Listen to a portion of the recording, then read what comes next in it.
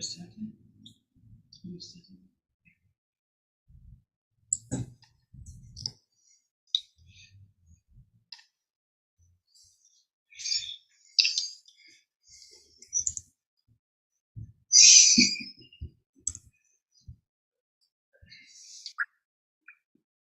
Hare Krishna, nice to see everybody. We'll go ahead and start. I'd like to recite some verses to begin with, and maybe what we'll do, let's see. Thakur Prabhu, would you like to read the Sanskrit? And then maybe Jai Gaur, you could read the English. Is that okay with each of you?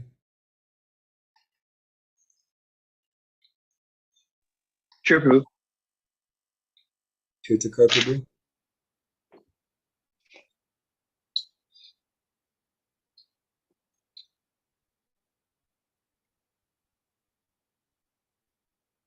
Maybe Thakur Prabhu is not there. How about Leela Purushottam? Would you like to read the Sanskrit? Yes. So shall we take this like verse by verse, Sanskrit and English? Yeah, just you read the Sanskrit and then Jagar read the English. Okay. Om Jnanatimidandasya Jnananjana Shalakaya Chakshurunmilitam Yena Tasmai Shri Gurave Namaha. I was born in the darkest ignorance, and my spiritual master opened my eyes with the torch of knowledge. I offer my respectful obeisances unto him. Shri Chaitanya Manobhishtam Sthapitam Yena Bhutale Swayam Rupa Kadamahyam Dadati Swapadantikam. When will Srila Rupa Goswami Prabhupada, who is established within this material world the mission to fulfill the desire of Lord Chaitanya, give me shelter under his lotus feet? Vandeham Shri Guru Shri Akapadakamalam Shri Gurun Vaishnavamscha Shri Rupam Sahanajatam Sahagana Raghunata Vitam Tam Sajivam Sadvaitam Savadhutam Parijana Sahitam Krishna Chaitanya Devam Shri Radha Krishna Padan Sahagana Lalita Shri Vishakhan Vitamscha. I offer my respectful obeisances unto the lotus feet of my spiritual master and unto the feet of all Vaishnavas. I offer my respectful obeisances unto the lotus feet of Srila Rupa Goswami along with his elder brother Sanatan Goswami, as well as Raghunath Das and Raghunath Bhatta, Gopal Bhatta and Srila Jiva Goswami.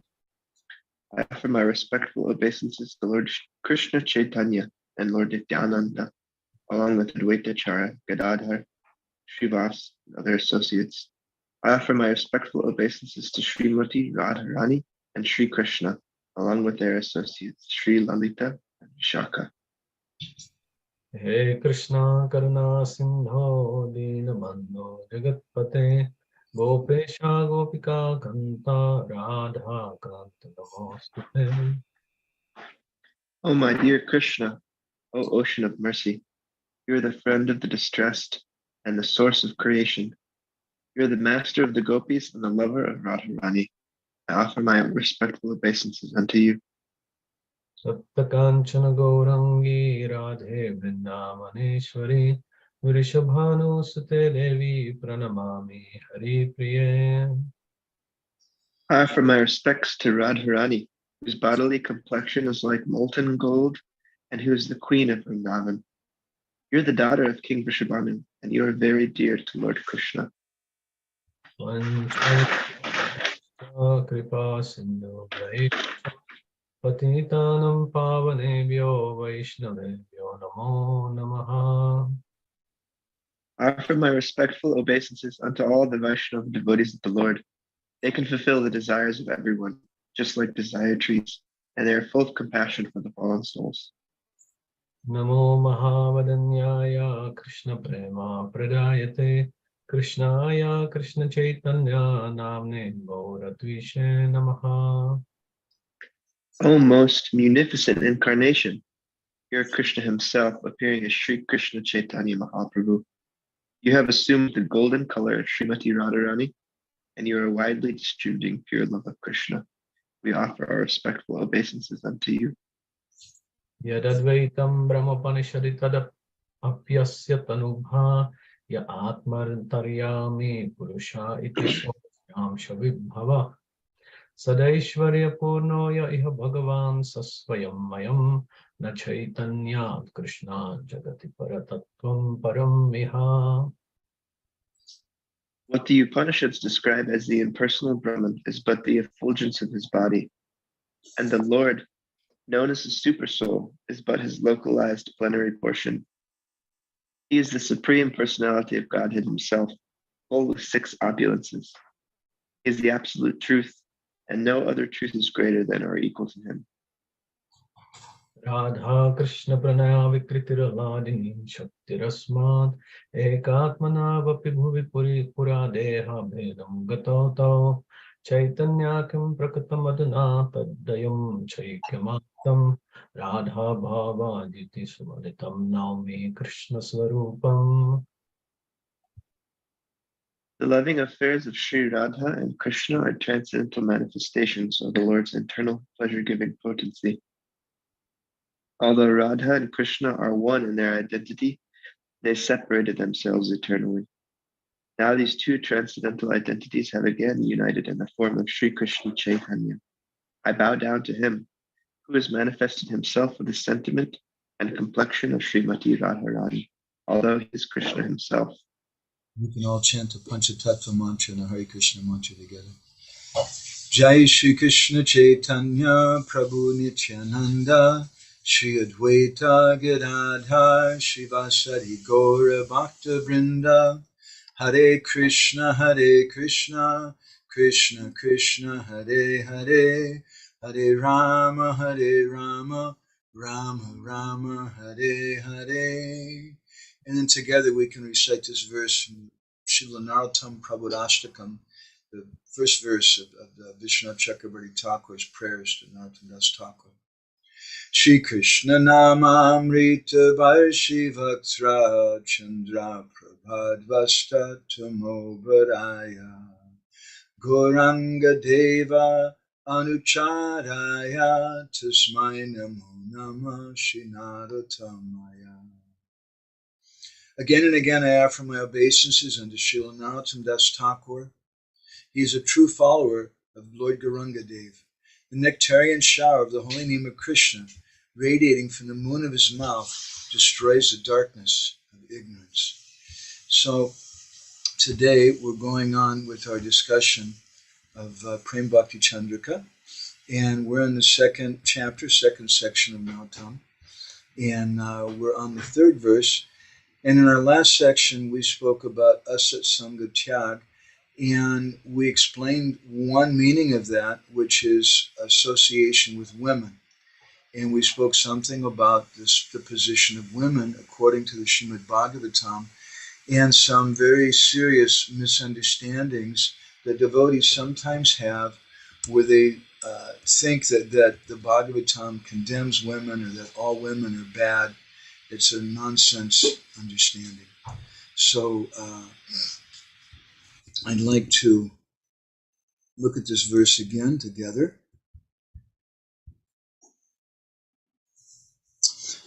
Asat sanga sadatyaga chara anya gita rag karmi gyani parihari dure kevala bhakata shanga prema kata rasharanga lila kata braja rasa pure. So these verses are packed with so much meaning. We can run over them very quickly. We can just read through it very quickly. But if we do that, we're going to miss so much important nectar, so much important instructions which are there. As my Guru Maharaj used to say, every verse, every syllable, prati shloki, prati akshay, nanatakoi, has unlimited meaning.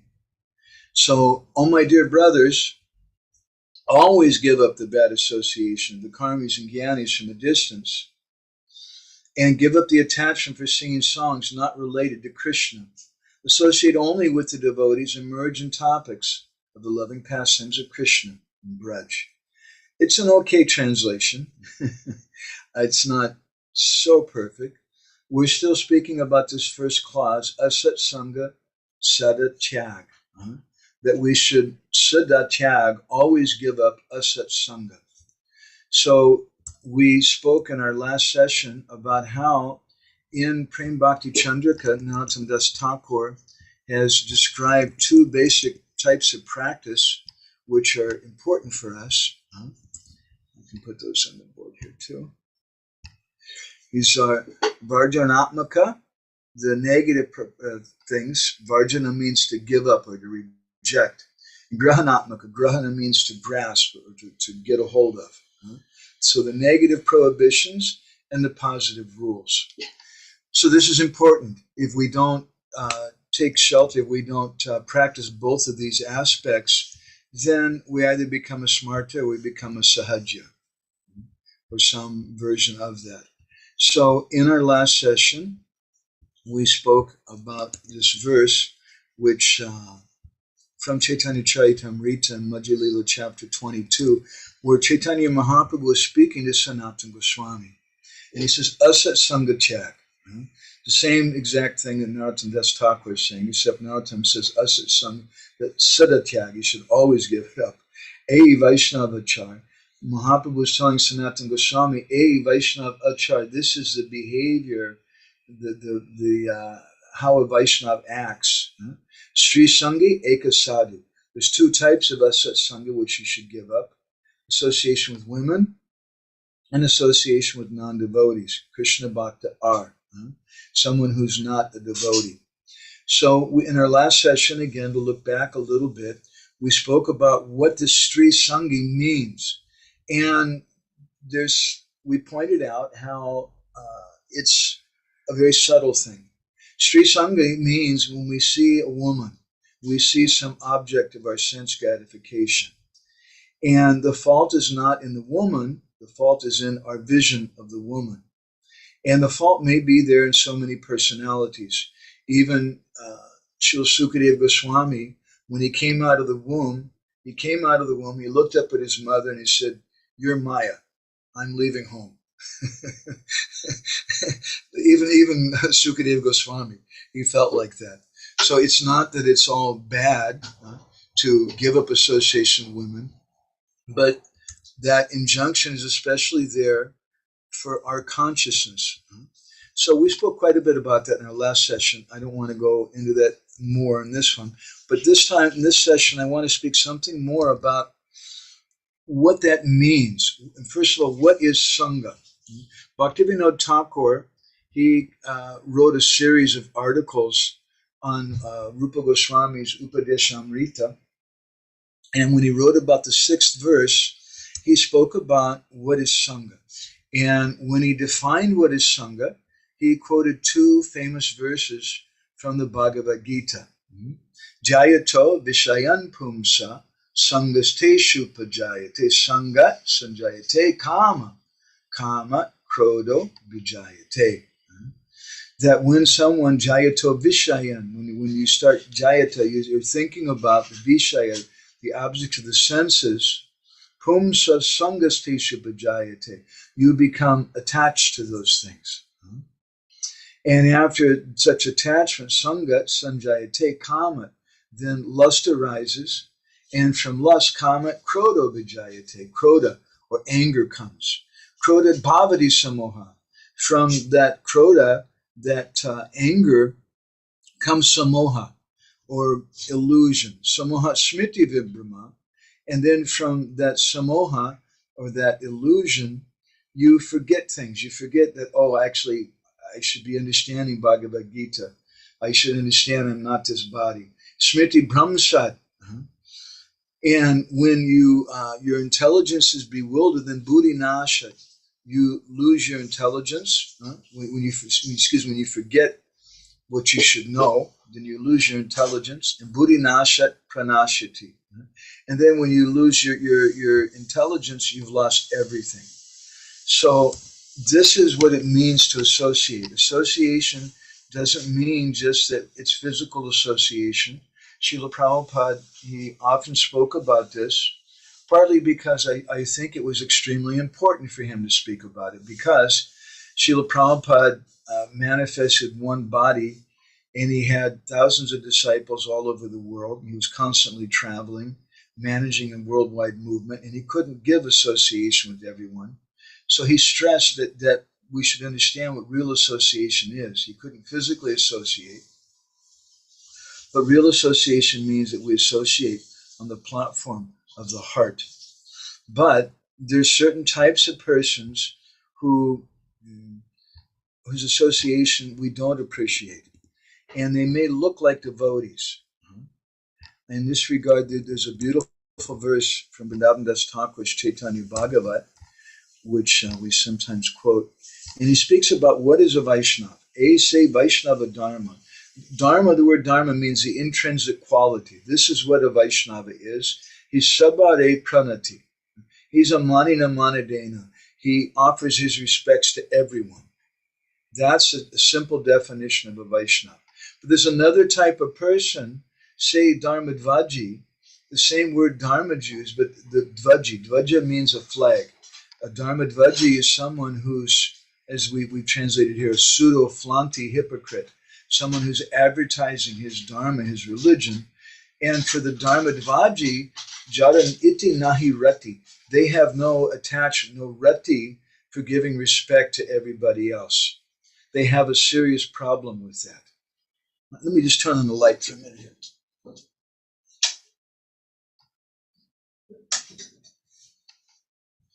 I see, unfortunately, there's many of us like this today in our world. We can practice some kind of chanting Hare Krishna. We go to the temple, we do some service. Even we go so far as to say, Prabhu, please forgive me for my offenses and accept my obeisances. We mechanically sometimes chant that. But we have a problem with giving respect to everyone. And there are many devotees like this today, and they're just confused by it. And my God, how in the world could you do it? How could you give respect to everyone? It's just not possible. Because, Prabhu, there's so many bogus people. So this is a very, very big subject matter. And we should contemplate this topic very deeply. We're putting on something of a show, all of us, for Krishna consciousness. Many times devotees, they consider that their preaching is showing their bhajan and just talking to people about their chanting Hare Krishna.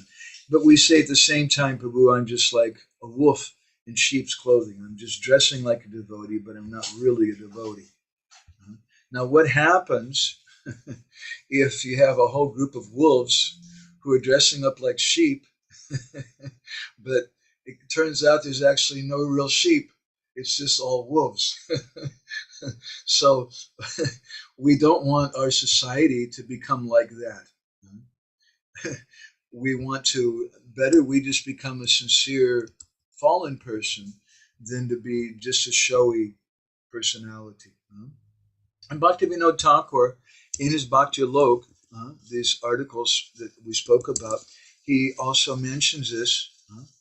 Let's see. I'll place this on the board too. A beautiful statement from Bhaktivedanta Thakur. He says, one should give up the association of dharmadvajis, which we just spoke about, the hypocritically devout, with special care. Those who accept the external signs of dharma, but do not actually follow dharma, are called dharmadvajis. And then he says something very powerful. There are two types of dharmadvajis, the hypocrites and the fools, or the cheaters and the cheated. Just recently, we had some devotees come to visit us, old friends, and they've been going through a very, very hellish time where they're at, and there's been a lot of cheating and a lot of really bad dealings with the devotees and things. And I was trying to tell them that, look, if there's no blind followers, you can't have any bad leaders. But this devotee was having a hard time accepting what I was saying. No, it's the fault of the leaders and that. But I have sympathy with that, and we should have sympathy, of course, for the innocent devotees. But at the same time, if you have some bad leaders and nobody cooperated with the bad leaders, everybody just said, that's nonsense, I'm not going to do that, then where would those bad things go? How would it go on? It just wouldn't be possible. So we have an obligation to ourselves and Srila Prabhupada's mission to not go along with the behavior of the dharmadvajis. Now, how do the dharmadvajis come? When did the dharmadvajis come? There's a wonderful purport from Srila Prabhupada. This is from the 4th canto of the Bhagavatam, chapter 28. I'm going to post here on the board. Tirthakar Prabhu, would you like to read this? Why don't you just read the yellow? Okay. When the Acharya disappears, rogues and non-devotees take advantage and immediately begin to introduce unauthorized principles in the name of so-called swamis, yogis, philanthropists, welfare workers, and so on.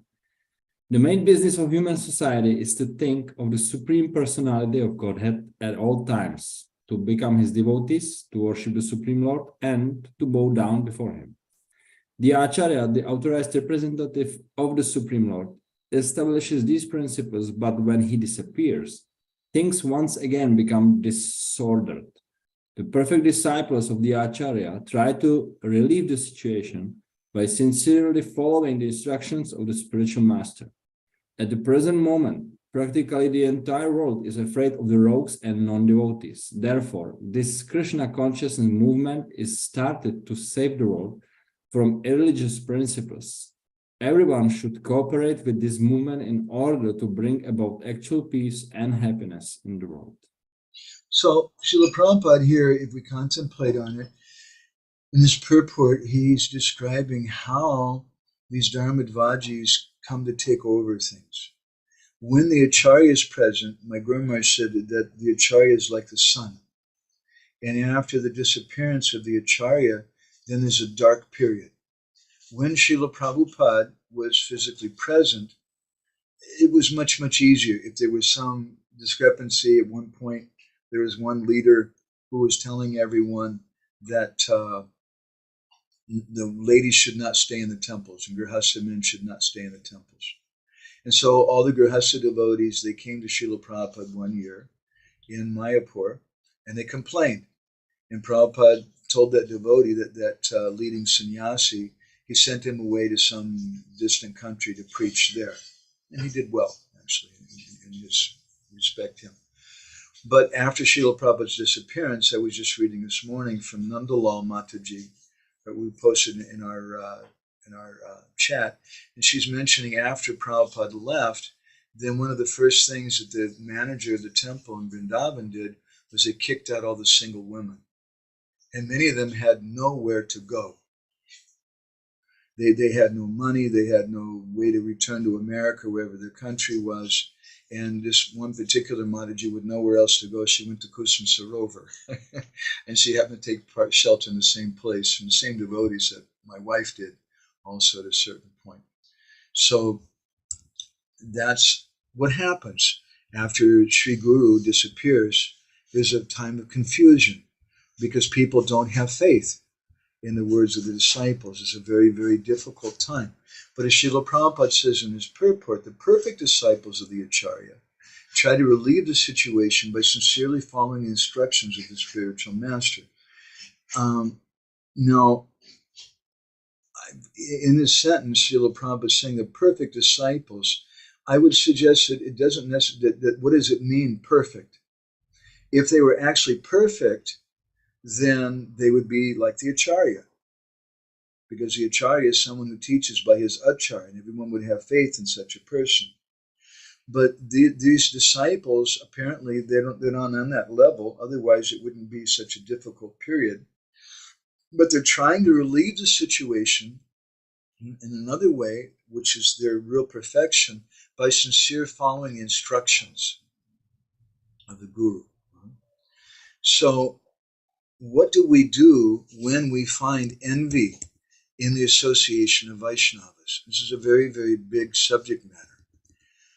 Some devotees, they will just give up the principles of Vaishnavism, and they'll resort back to the solutions they had before they were devotee, that, oh, we should take shelter of criticism, we should take shelter of expose, and we're going to expose all the rascals, we're going to write about them, and that's going to get rid of the rascals. but it doesn't get rid of the rascals, it just changes the rascals. And what oftentimes happens is the revolutionaries become the next status quo. Those persons who want to kick them all out and are trying to gather people around them, we got to get rid of these managers, these leaders are all bad. Then people say, well, you're a good manager. Yeah, you should. We're going to follow you. And then you kick out the previous guy. And then if you're not perfect, then you become the next problem. So Prabhupada speaks about this in Chaitanya Charitamrita. This is a purport from Madhya Lila, chapter 1, text 218. Let's see. Tirthakar Prabhu, would you like to read this in the blue? Yeah, sure. One who is envious of the success of a Vaishnava is certainly not a Vaishnava himself, but is an ordinary mundane man. Envy and jealousy are manifested by mundane people, not by Vaishnavas. Why should a Vaishnava be envious of another Vaishnava who is successful in spreading the holy name of the Lord? An actual Vaishnava is very pleased to accept another Vaishnava who is bestowing the Lord's mercy. A mundane person in the dress of a Vaishnava should not be respected but rejected. This is enjoined in the Shastra, upeksha. The word upeksha means neglect. One should neglect an envious person. A preacher's duty is to love the Supreme Personality of Godhead, make friendship with Vaishnavas, show mercy to the innocent, and reject or neglect those who are envious or jealous. There are many jealous people in the dress of Vaishnavas in this Krishna conscious movement, and they should be completely neglected. There is no need to serve a jealous person who is in the dress of a Vaishnava. Well, that's pretty powerful, and it's pretty clear, isn't it? But I've heard a lot of other people disagree with that, a lot of managers. and they've told me, well, Prabhu, you have to cooperate. And Srila Prabhupada said, your love for me will be shown by how you cooperate after I go. And actually, someone pointed out recently, I don't want to get in a big controversy about things, but it's an interesting point, that statement, which is a kind of mahavakya, or great statement, which we repeat quite often, Prabhupada said, your love for me will be shown by how you cooperate after I go. There's no recording of Srila Prabhupada ever saying that. On the other hand, there are many statements similar to that from Srila Prabhupada, but that exact statement was made by one of Srila Prabhupada's senior devotees, and he said, Prabhupada told us this, Prabhupada told me this, and it took off from there. So a question then comes, Prabhupada's saying here, there is no need to serve a jealous person who's in the dress of a Vaishnava. And previous to that, he said that there are many jealous people in the dress of Vaishnavas in this Krishna consciousness movement. They should be completely neglected. So there's so many jealous people in the dress of Vaishnavas, and there's no need to serve such a jealous person. So what does that mean? Does that mean that we should leave the society because everything's gone wrong? That's one perspective. I'm going to just speak with you today something about my personal perspective, which is what I've gotten from my Guru Maharaj. And I want to respect the fact that there's different understandings of this. And Srila Prabhupada himself, he left the mission of Srila Bhaktisiddhanta Saraswati, or at least he left the institution. He still cooperated with the institution right up until the end when he called his godbrothers to come to see him. And he took help at times from some different godbrothers. But that help wasn't so significant overall. And the cooperation wasn't so significant overall. But Srila Prabhupada tried. He always considered himself to be part of Srila Bhaktisiddhanta Saraswati Thakur's movement. So likewise, we should associate with ISKCON. And the question comes, what is ISKCON? Let's see if I can find this. I recently made a little, for an article I was thinking to write that I may write or may not write, I'm not exactly sure, but something that I recently did. Picture, let's see here, I should just take a minute and raise it up. Yeah, there we go. Oh dear. Yeah. can show that. Yes. So, the question comes, India. I don't think I can show it because this is a. Okay. I have another idea. Wait a second here. This is a Photoshop file, and apparently it doesn't like Photoshop files.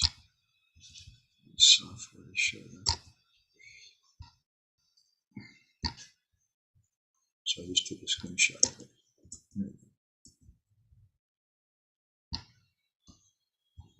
So this is my article I was going to write. What is ISKCON? Is ISKCON the box, or is ISKCON the gift inside? And you can't say that it's really one or the other. Some people will insist that it's the box, Prabhu. That the box is what's really important, and you shouldn't even think about opening the box. That's Maya. And other people will insist that it's just what's on the inside.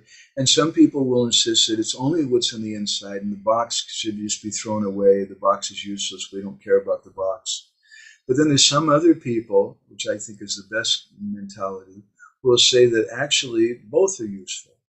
What's inside is the gift, and that's what's the most important. But the box is also important. The box helps things. Without the box, Aladdin's genie, without the box, then there's no formality, there's no cohesion. It's very difficult for things to go on, just like we see the magic, it comes out of the box, but there's very little organization. All of you, you've heard me for over the years so often, as one of my friends, Pancharatna Prabhu, who's a great ISKCON manager, points out, he says, Madhavananda, you always have something harsh to say about the ISKCON management. I said, I'm sorry, Prabhu, I love the managers, I'm not against managers. But when we came to Hungary this time, I've learned a little something.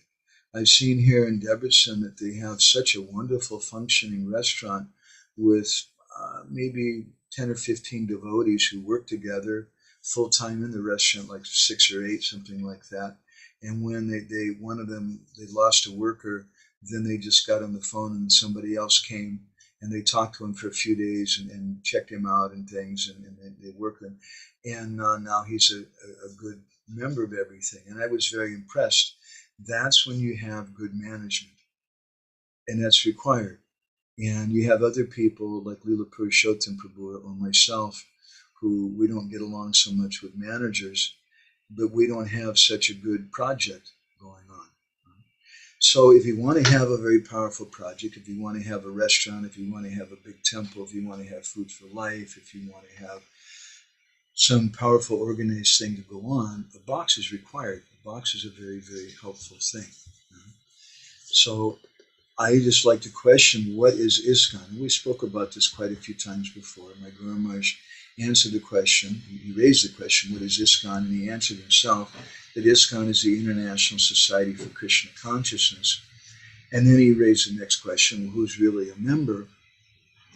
And he said that person is Krishna conscious. And then on one occasion, you've heard me tell this many times, I think, he, in front of about 100 devotees, he pointed at me and he said, Madhavananda, not yet joined. So I would like to join ISKCON. We have so many different devotees who are putting on a show, and that may be us in our own lives too. Srila Bhaktisiddhanta Saraswati Thakur spoke about this. Siddha Hari Prabhu, would you like to read this? This is from Sajjana Toshni in 1915. Just read me with the yellow. At the time of Sri Chaitanya Mahaprabhu, those faithful to him kept apart from non-devotees to avoid contamination. Seeing this, the personality of Kali sent his representatives in disguise to pollute the Vaishnava Sampradaya. Posing as Vaishnavas, they spread their wicked doctrines. Doctrines. Go ahead.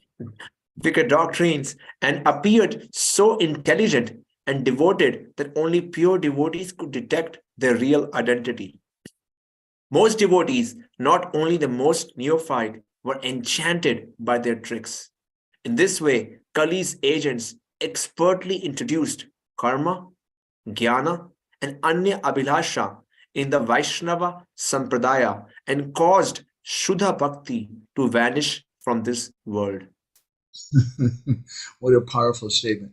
During the time of Sri Chaitanya Mahaprabhu, Bhaktivedanta Thakur, in one song, he's described it. Kali kukur kadanjari chao he, kali-yuga pavana kali boya nasana, Sri Sachinandana gao he, kali kukur kadanjari chao he. The Chaitanya Mahaprabhu kicked out the dog of Kali. The Mahaprabhu is Kali-yuga pavana kali boya nasana. He is a person who purifies the age of Kali and drives away the fear of Kali. So during the time of Chaitanya Mahaprabhu, it was very, very difficult for such personalities to get any footage. But after Mahaprabhu left this world, then Kali, he sent some his representatives in disguise, and they dressed themselves up like Vaishnavas, and they spoke their nonsense things, and they appeared like great devotees. So it's only pure devotees could detect their real identity. So I read this and I feel so ashamed, because I feel this is describing me. I'm posing as a Vaishnava, and sometimes I appear to be so intelligent, I appear to be so devoted, and therefore we have to associate with genuine pure devotees, because those pure devotees will detect our real identity. We may find this personality of Kali inside of us, and we become very expert maybe in giving class and leading kirtan and cooking and doing different devotional activities, and many people will appreciate that and say, wow, as Prabhupada, as Bhaktisiddhanta says here, most devotees, not only the most neophyte, were enchanted by their tricks. And so many people then will say, wow, this personality is so great, they're so advanced. But it's only pure devotees who can really understand their real identity. So this is not just an instruction that we should go on the warpath and do jihad and run around and point ourselves as a pure devotee and try to chastise everyone and appoint ourselves as a judge. As I've told a story sometimes, there was one very, very senior devotee of Srila Prabhupada who was once speaking to me, and he told me, he said, yeah, there's no, all the sannyasis in our movement are bogus. He said, none of them chant 16 rounds. He said, I know, because I was a sannyasi before and I wasn't chanting 16 rounds. They're all bogus. And I'm such a rascal, I couldn't control myself. And I said, well, anyway, Prabhu, I said, I'm confident there's at least one bona fide person. He said, yeah, who? And I said, you. And he literally took 2 steps back like I was going to do some judo thing on him or something. and he said, what do you mean? And I said, well, Prabhu, if you're on such an elevated platform that you can state that everybody is bogus, then I'm encouraged, because it means that at least you're not bogus. At least there's one bona fide person. You're on such an elevated platform that you can see this. So if we try to take that position of sadhu guru, of the pure devotee, Prabhupada Bhaktisiddhanta says that only the pure devotees could detect their real identity. This is the business of the dharmadvajis, the kali-celas.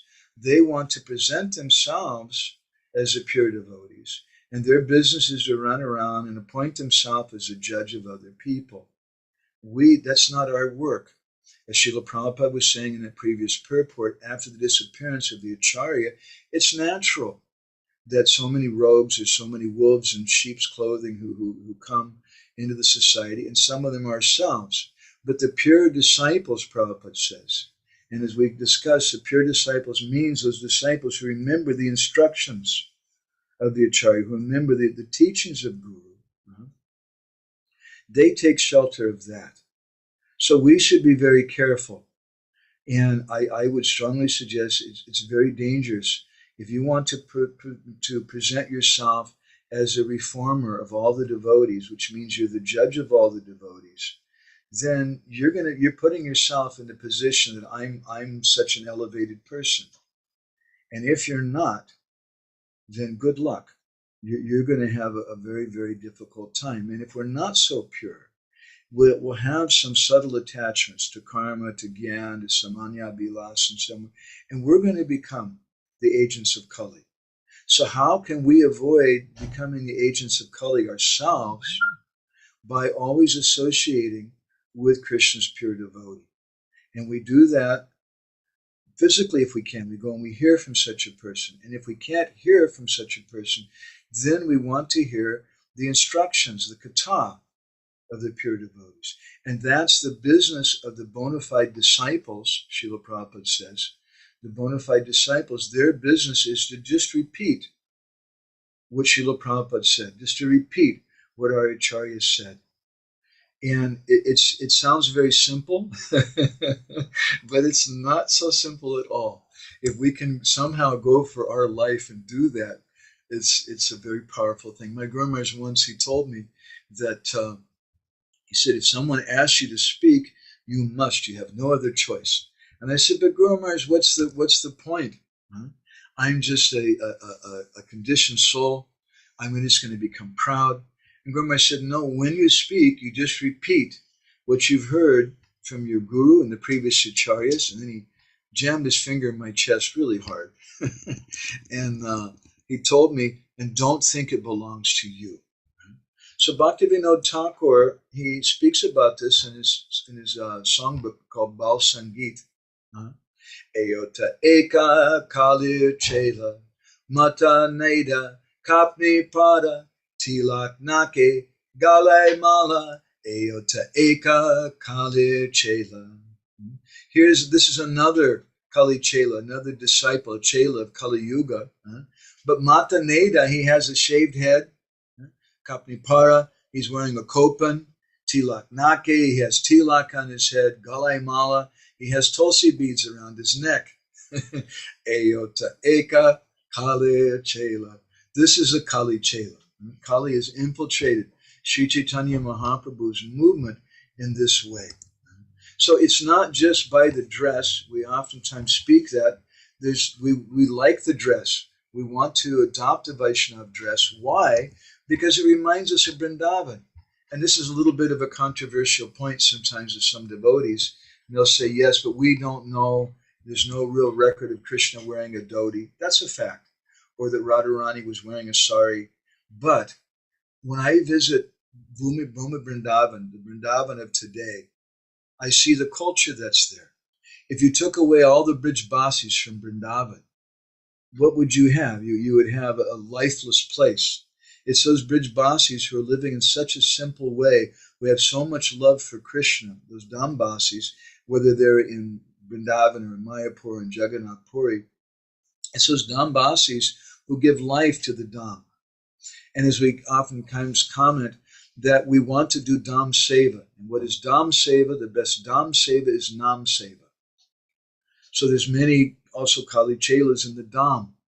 But those persons who are doing Harinam, doing Kirtan, doing Krishna Katha, they're doing the best service to the Dham. They keep the Dham alive. So we wear dhoti because it reminds us of Vrindavan. Not because we want to imitate a Kali-cela, but because it reminds us of this Vrindavan culture. So Prabhupada was speaking about different types of devotees. We want to have a Madhyam culture. And Bhaktivedanta Thakur speaks about that in his Chaitanya Siksamrita. And he cites a very important verse from the 11th canto, the Bhagavatam. Ishvare tadadine shu baliseshu dvisatsucha Prema-bhakti-candrika ya karoti samadhyamaha.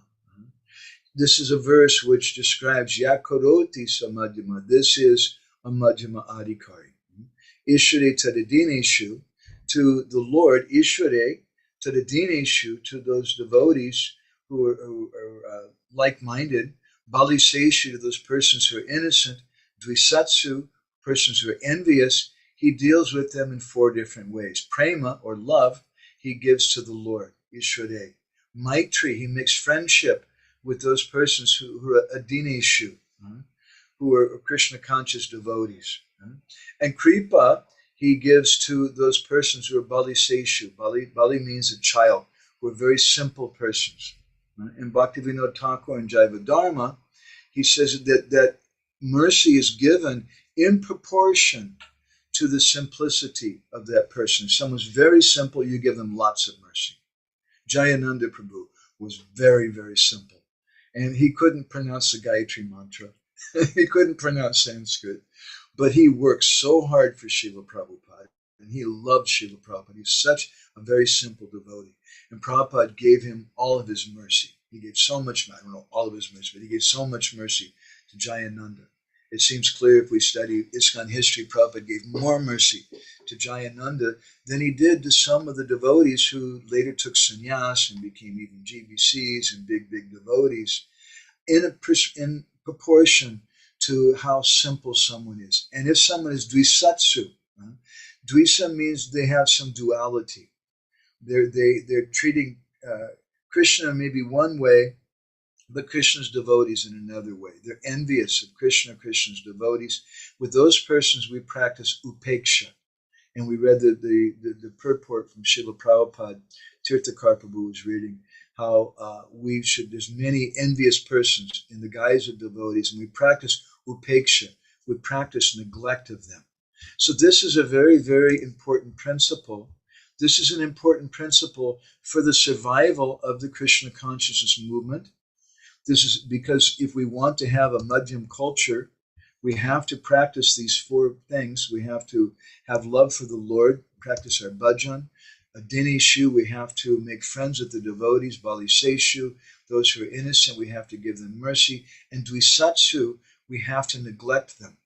So asat sangha tyag, Narottom Das Thakur is teaching us here that we have to learn to give up association with asat sangha. And so I want to focus a little bit today about this upeksha, this dvisatsu. I was just recently reading in the Antya-lila of Chaitanya Charitamrita. I think I'm on Antya-lila chapter 8 now. But when I was in chapter 7, it struck me about the discussion of Mahaprabhu in Vallabhabhata. And there's a beautiful verse which I want to share with you from that session. Vallabhabhata was thinking like this: Ami se Vaishnava, Bhaktisiddhanta Sabhajani, Ami se Bhagavata Arta Uttama Vakani. This is what Vallabhabhata was thinking according to Krishna Das Kaviraj Goswami. Ami se Vaishnava, I'm a great devotee. And Bhaktisiddhanta Sabhajani, I know all the conclusions of Bhaktisiddhanta, of the Siddhanta of Bhakti. Ami se Bhagavata Arta Uttama Vakani.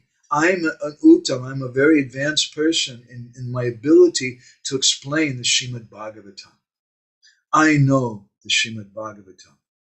But in the Chaitanya Bhagavat, it's described in the Antya-lila, Bhagavata bujihena jar achi gyan, se na janai bhagavatera praman. Someone who thinks they understand Bhagavatam means they don't know the Bhagavatam. Bhagavata Bhuji, if you say, I understand the Bhagavatam, it means you don't understand the Bhagavatam.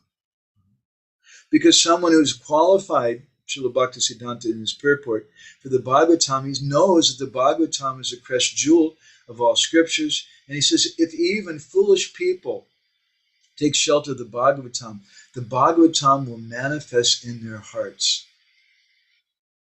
But it doesn't manifest. Chaitanya Mahaprabhu, my Guru Maharaj used to say, is Patit Pavan. He's a deliverer of the fallen. But he's not Kapatya Pavan. He's not the deliverer of the pretentious persons. And so we have this history, which just by the way, I feel a little obliged is something of a part of my service is Vaishnava history. Our understanding, we follow Chaitanya Charitamrita and Srila Krishna Das Kaviraj Goswami. But in the Vallabha Sampradaya, they have a very different history of all of this. They don't accept the description given in the Chaitanya Charitamrita. I'm certainly not saying that Krishna Das Kaviraj Goswami is wrong. he wrote Chaitanya Charitamrita from his personal vision. He wasn't present in Jagannath Puri when this pastime was going on. He heard these things later on from Raghunath Das Goswami, but these things manifested in the mirror of his heart. And it manifested according to how the Lord revealed it to him. Sometimes what was revealed to Krishnadas Kaviraj Goswami might be a little different from what was revealed to Vrindavan Das Thakur. And oftentimes we give an example of that Sarvabhauma Bhattacharya is described by Krishnadas Kaviraj Goswami as being a great Mayavadi before he met Mahaprabhu.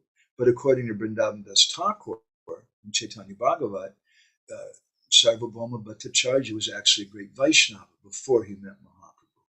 So I'm just pointing that out because I don't like to go. I have some friends, some godbrothers who they're family members in the Vallabha Sampradaya. And they're wonderful devotees. Whenever we go to London, we stay with them usually. And their family is so very, very cultured. And they're great devotees of Radha and Krishna. And I don't speak about these sections of Chaitanya Charitamrita with them. But at the same time, we respect them. This is given by Krishnadas Kaviraj Goswami for us to understand, not for us to use as a club to go around and beat everybody else up with. So this was the mood of Vallabha Bhatta according to Krishnadas Kaviraj Goswami. And Mahaprabhu is described that he broke the pride of Vallabha Bhatta. And he says that this pride, this maneti, had been there for a long time. Echila dirga garba. Garga means pride. It was there for a long time in Vallabha Bhatta. But Chaitanya Mahaprabhu, he broke that. And how did he break that? In the 56th verse of this chapter, it begins speaking about how Mahaprabhu, seeing the pride of Vallabha Bhatta, he could have just smashed him. He could have told him, look, man, you don't understand anything. But what he did, he started speaking to Vallabha Bhatta about the glories of the devotees. And he started telling him about all of his associates. Turn that thing down. There's a couple of devotees who are just coming in, and they were listening on their phone discussion. Hare Krishna, Andy. Nice to see everybody. Hare Krishna. So, this is how Mahaprabhu dealt with the pride of Vallabha Bhatta. I thought it was a very, very beautiful description. Instead of just saying, look, dude, you're in Maya, man, and smashing him, or taking away his position, or exposing him in front of everybody, Chaitanya Mahaprabhu just did a very, very simple thing. He just glorified the devotees. And when Vallabha Bhatta heard about the glories of the devotees, then Vallabha Bhatta became very, very eager to see the devotees. And Krishnadas Kaviraj Goswami describes then what happened in text 62 of this chapter. I'll go ahead and put this on the verse on the board. When Vallabha Bhatta was very eager to meet Mahaprabhu's associates, when he finally met them, Vaishnava Re Teja Deki, when he saw the tejas of all these Vaishnavas, Bhattara Chamatkar, he was, this is amazing, he said, my God. Uh-oh, now we're going to have a translation, so I'm going to have to slow down also.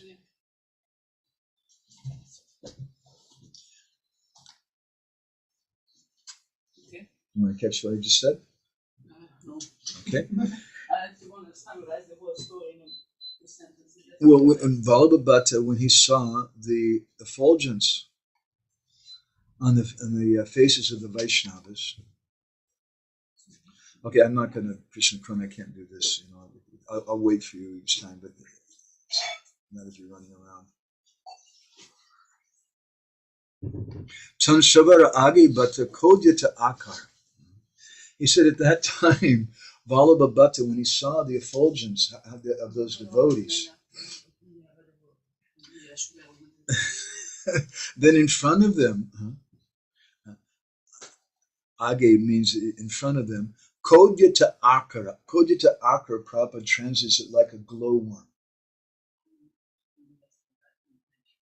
You have these insects, I think, at night, sometimes they fly around and they're little, and they're not very significant. So in association with those great devotees who are like the sun, Vallabha appeared to be just like a little glowworm. And this is how we correct the dharmadvajis.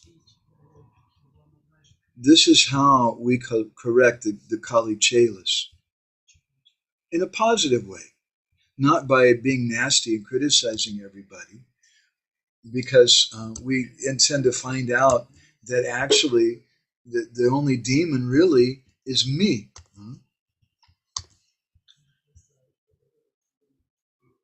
Srila Prabhupada, he was once asked by the devotees, who is a devotee's greatest enemy? This was in Paris in 1974. The devotee said, Prabhupada, who is a devotee's greatest enemy? You can see it. And Prabhupada said, he himself. Because he's a rascal, he's his own greatest enemy. Give up this rascaldom and you'll become your friend. Nobody's your enemy. You are your own enemy. Now, I think I'm an old fossil here in this assembly. But for those of you who may be a little older, like Gorni Tai Prabhu, but Gorni Tai comes from a different culture, a little more cultured place than me. Hungary is a much more cultured place than America. But growing up in America, there was a cartoon by a person named Walt Kelly, named Pogo.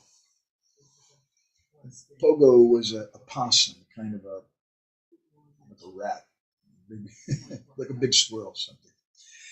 And there was a series of cartoons of Pogo where they went to war. And the war was going on. And there was so many, the cartoon strips were about the war. It was a terrible war going on. But you never saw the enemy. And then finally, at the end of that long strip, the long stories, you found out who the enemy is. And there's a famous saying from Pogo, which I'm going to put on the board here, with a little picture of Pogo. Pogo said, we've met the enemy, and he is us.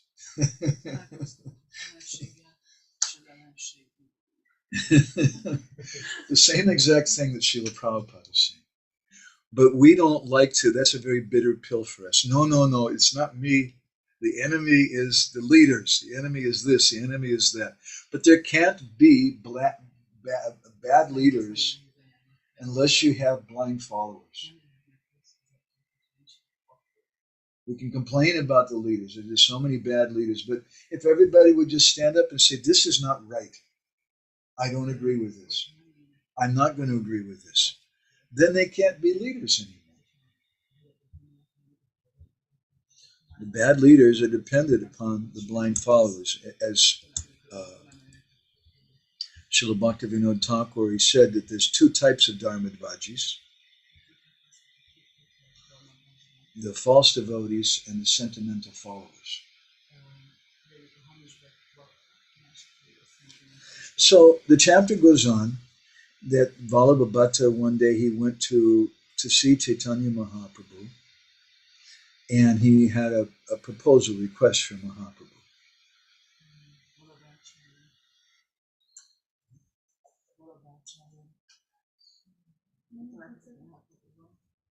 He went to Mahaprabhu with a question. And he said, I've written some commentary on the Bhagavatam. Would you like to hear my commentary? And Chaitanya Mahaprabhu, he replied, I'll go ahead and put this on the board. Mahaprabhu told him, oops, let's see.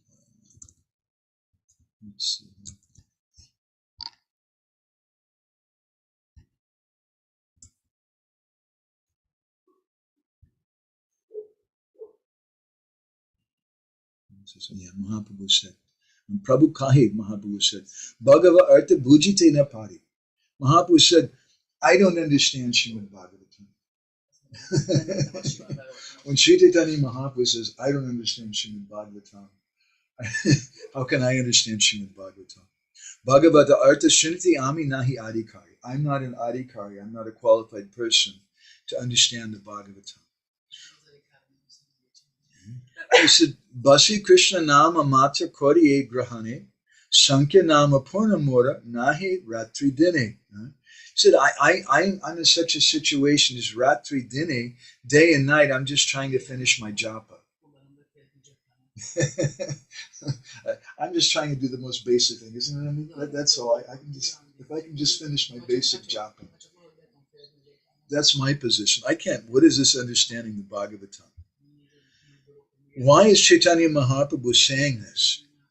Chaitanya Mahaprabhu is Sankirtanaika Pitaro Kamalaya Taksho. He's the father of the Sankirtan movement.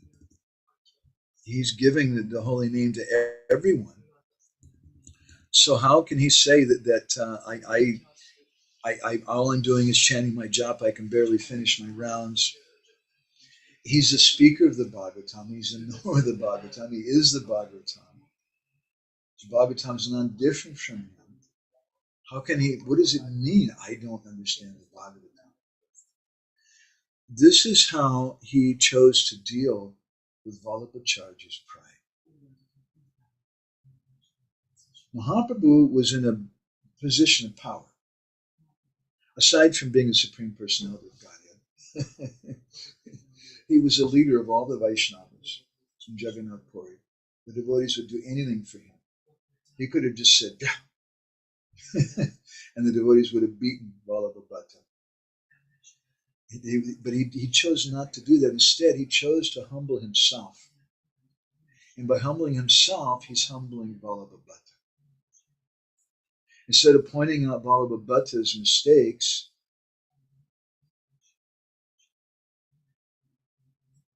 Mahaprabhu chose to speak about the glories of the devotees. Because this is the Krishna consciousness movement. It's always something positive. It's not a negative movement. Yes, Srila Prabhupada sometimes chastised devotees. Yes, Bhaktivedanta Thakur, he was a high court magistrate. Yes, Arjuna killed the enemy.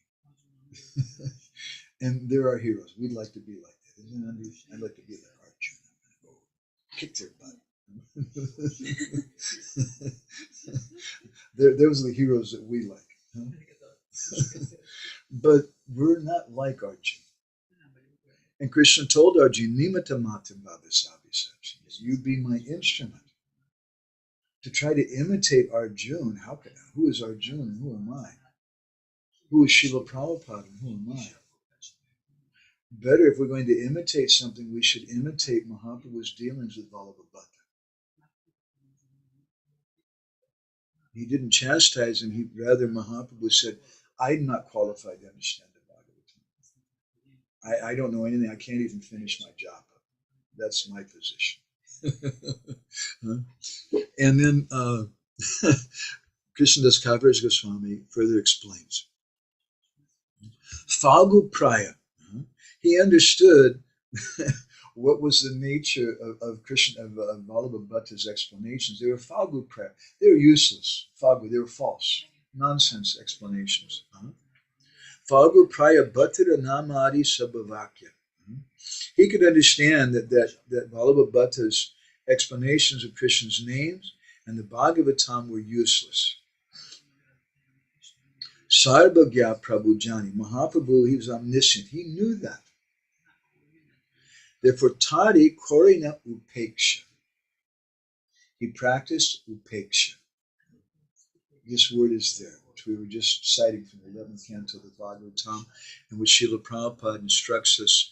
We have to learn, what is this Upeksha? How do we practice this Upeksha?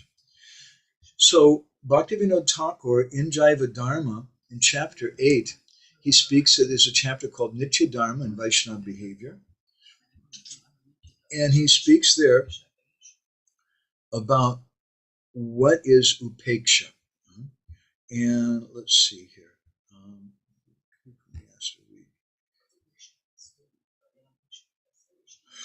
Loka Vidarbha, would you like to read something?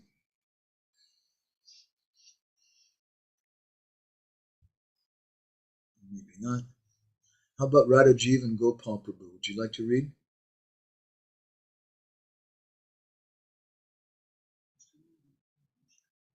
We're losing out on readers here today. Okay, Jai Gore, how about you? I can read. Okay. Go ahead, Prabhuji. Chapter 8. Okay. Chapter 8, Nitya Dharma and Vaishnava Behavior. You can hear me okay? Yeah. Great. Now we come to the fourth quality, upeksha, indifference, neglect and avoidance of those who are envious. Firstly, envy. Okay. This is how Bhaktivedanta Thakur defines upeksha. It means to be indifferent. It's a neglect. It means to avoid. It doesn't mean to punch them in the nose. This is what the Madhyamadikari, how they're supposed to behave with the persons who are envious. Dvisatsu. Go ahead, Radhajivan Prabhu.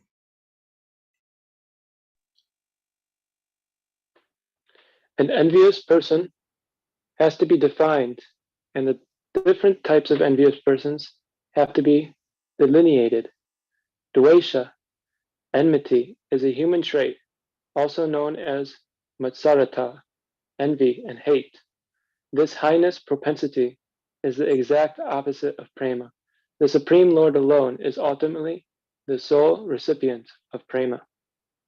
It's just the opposite of prema. Go ahead.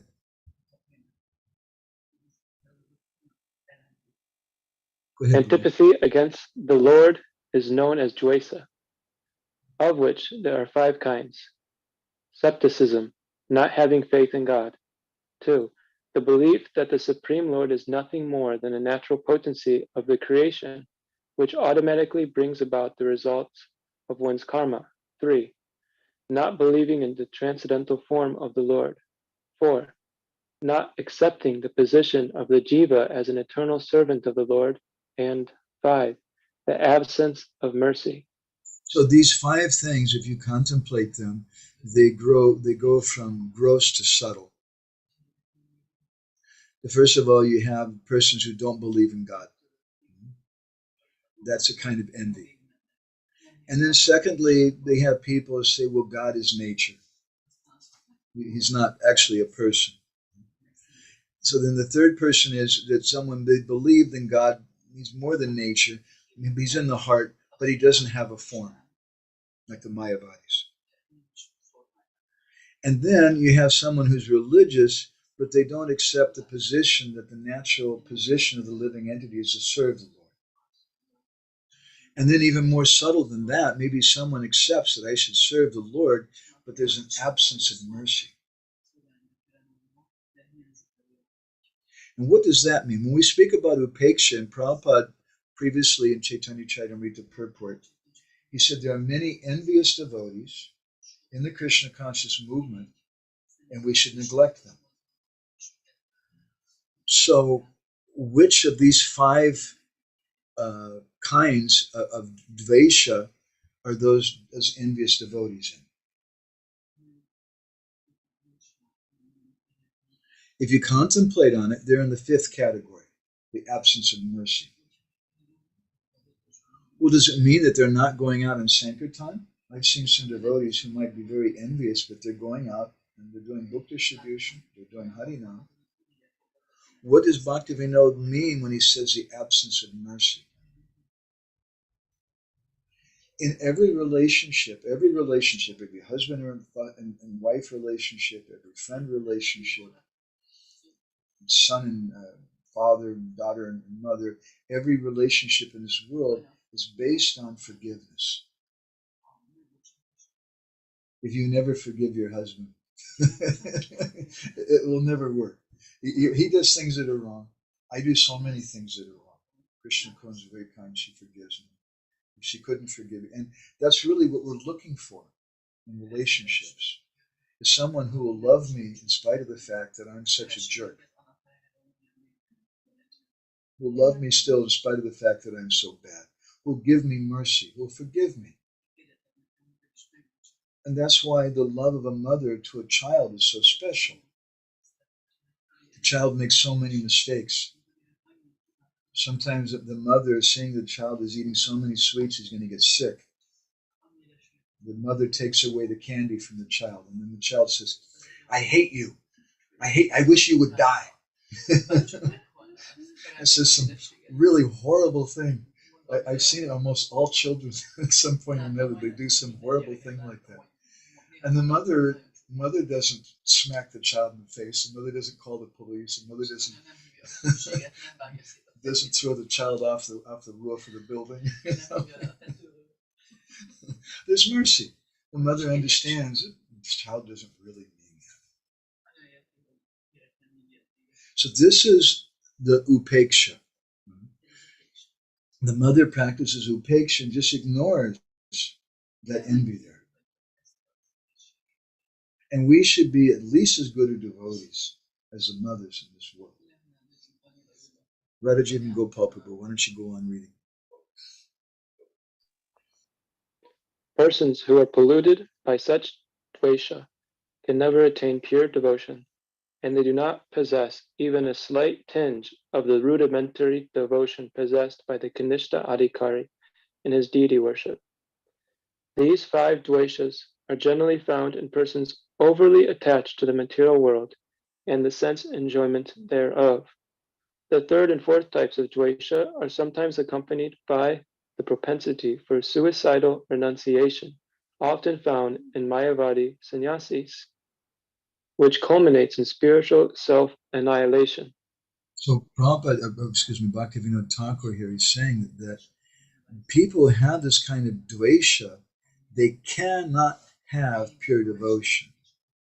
They don't even have the slightest tinge of the rudimentary devotion possessed by the Kanishta Adhikari in their deity worship. So the Archayam eva hadaye pujam yashadayete, subscribed in the 11th canto of the Bhagavatam, the Kanishta Adhikari, Archayam eva hadaye pujam yashadayete, they have shraddha, they have faith in worshiping the Lord. But natad bhakti suchanyeshu, they don't have faith in the devotees. And they're not nice to other people. But they think I'm a very religious person because I'm worshiping the deity. That person, sabhakta prakrite smitaha, he's a prakrita or a materialistic devotee. And here Bhaktivedanta Thakur is saying that someone who has this envy, they don't even have the most basic devotion that the Kanishta Adhikari has. Radhaji and Gopal Prabhu, why don't you continue, please? So the important question, how do we deal with these such persons? Go on.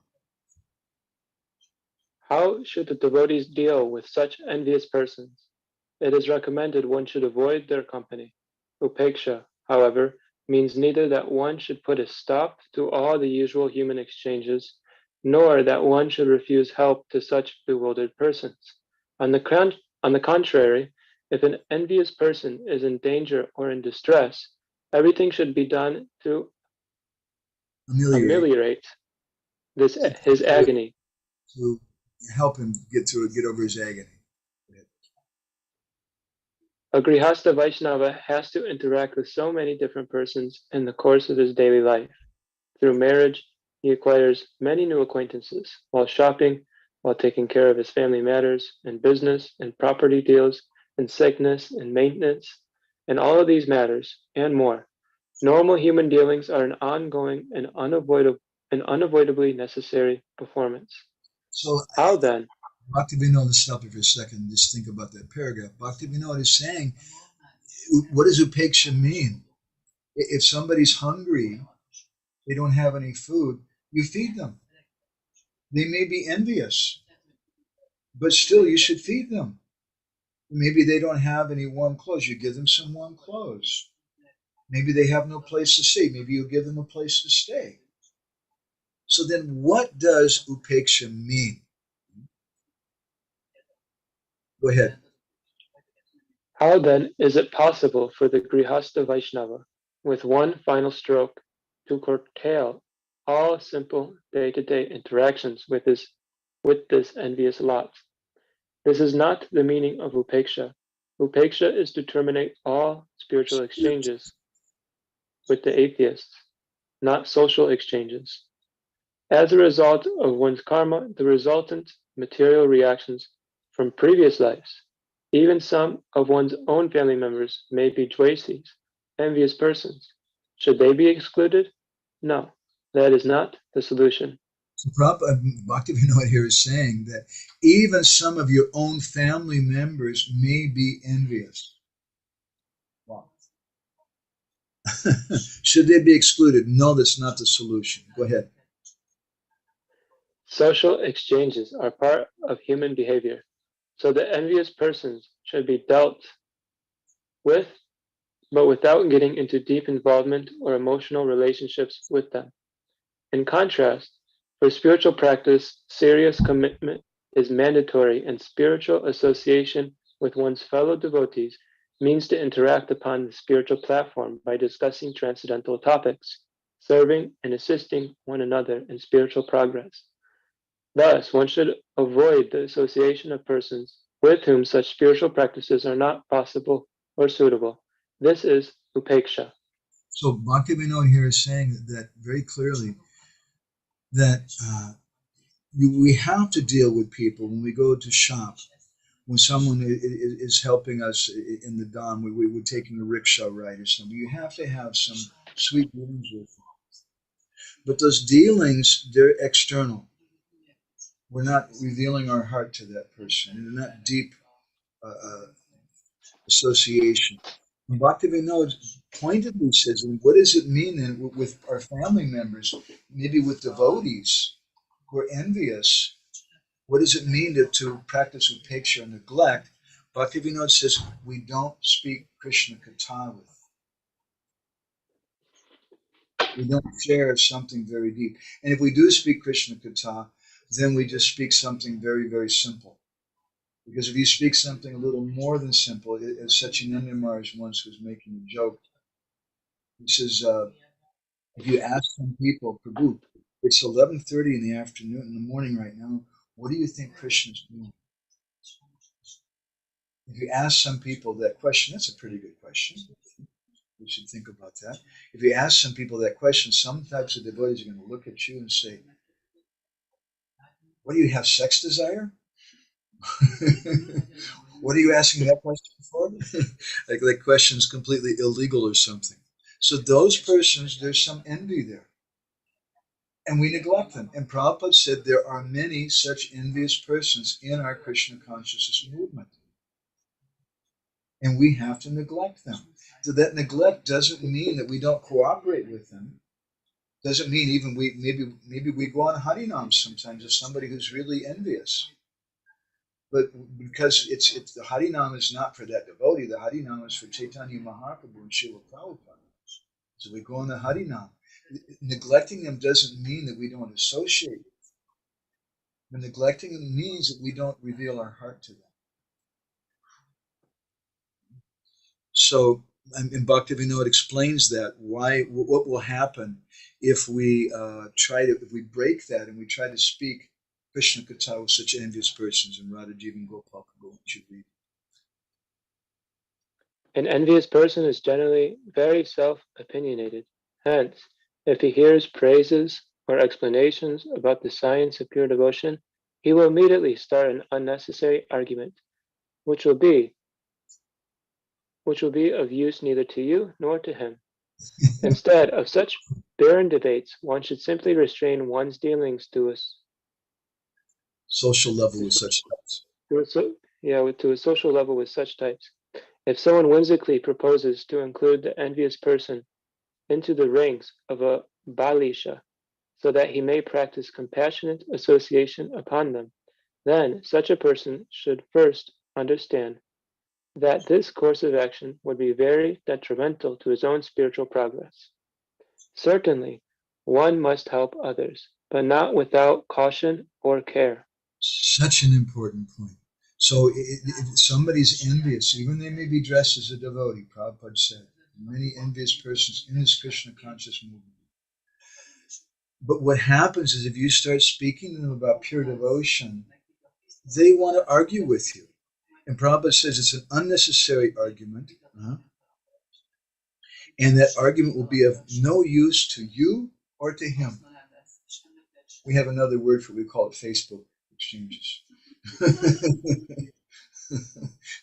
And then just arguing about any stupid thing, just for the sake of arguing.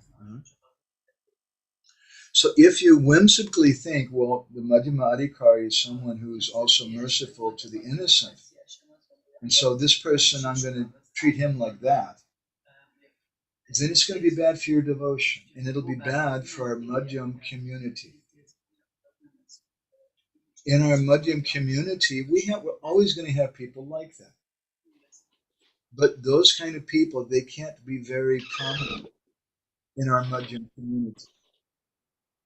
Maybe they bring the milk to the restaurant, or maybe we have some dealings with them. They come and they take some prasadam to they're carrying prasadam to some other shop or some other person or something. And we have some dealings with them. And on every day maybe we have dealings with them.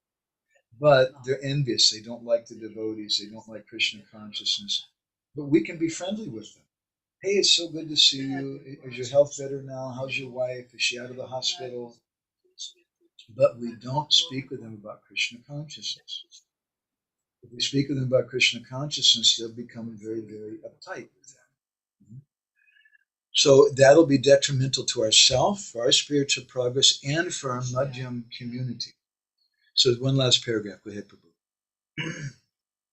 It is essential for the Madhyama Adhikari Shuddha Bhakta to act according to these 4 guidelines. Any slackness in this regard will cultivate in malpractice, increased lethargy, and apathy towards executing spiritual discipline. In the end, the deviation will become too overwhelming. What will happen if we don't follow this? We start opening our hearts up, even with people that dress like devotees. And Prabhu is a devotee. Prabhu, it's my temple manager. It's a senior devotee. Prabhu, it's a Prabhupada disciple. It's a sannyasi. So because they're a sannyasi, because they're this position or that, it must be someone that I can trust. If we put a mechanical formula like that, and we're not careful how we associate, and we may open our hearts up with someone who's actually envious, then what's going to happen? This malpractice, we're not practicing properly our bhakti, we'll become lazy. We'll become apathetic toward our spiritual discipline. We won't be very enthusiastic about getting up early in the morning, chanting all of our 16 rounds. It's no longer so important. Yeah, anyway, I tried. I chanted 1 round a day anyway. I chanted 5 rounds. At least, I did this. Don't give me a hard time. And if we continue like this, the deviation, the final end will be overwhelming. Just like you have 2 lines which are parallel, but one of the lines is a little bit off. You can't even tell the difference in the beginning. But after some ways, all of a sudden the 2 lines are completely apart. So in the beginning we're deviating some because we're not following the behavior of the Madhyama Adhikari. In the beginning, it doesn't seem like a big thing. I'm still chanting Prabhu. I'm still getting up in the morning. I'm still taking prasadam. I'm doing this. I'm doing that. Everything is okay. In the beginning, it doesn't seem very big. But as we go along, we'll become apathetic. We'll lose inspiration. And we'll go further and further away from bhakti. So I want to stop there. And there's been a lot of things to discuss today. Actually, I have a few other cartoons which I'd like to show you. She didn't come today. If you're watching this later on, Brajabanita, this cartoon, this photograph is for you. This is some of the kali-celas, dharmadvajis, and how they take the church. The church just becomes a tank or a weapon of war to go and attack people and criticize them and point out their faults and things. So that's not wanted. Let's see. Then on the other hand, you have a few different other types of persons. Some persons, they speak about philosophy, but there's a problem with philosophy. Other people, they like religion, but there's a problem with religion. And the point's made here that in philosophy, you have questions that may never be answered because you're just attached to philosophy. And there's no actual practice. Whereas in religion, you have answers that must never be questioned. I said it and you just accept it. That's just it. That's the nature of mundane religion. So both are not wanted. And someone's a madhyamadikari, they should understand the difference. And there's another cartoon I want to show you here today. It shows something about mundane religion. And you've got a mundane religionist who's come to the door of some householder, and he's telling him, he's giving him his pitch, and he says, what's more, if you transfer from your present religion today, then you'll qualify for our special introductory offer of forgiveness of all sins and guaranteed everlasting life.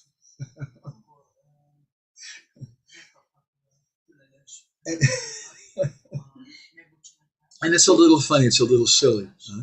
But it's not only the Christians who do like this.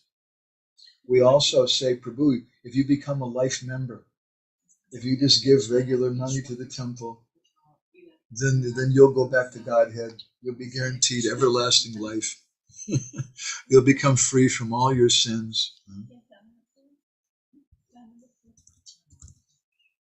So we should understand what is real religion, what is not real religion. In a couple magazines ago, we printed a photo essay, who is really a sadhu?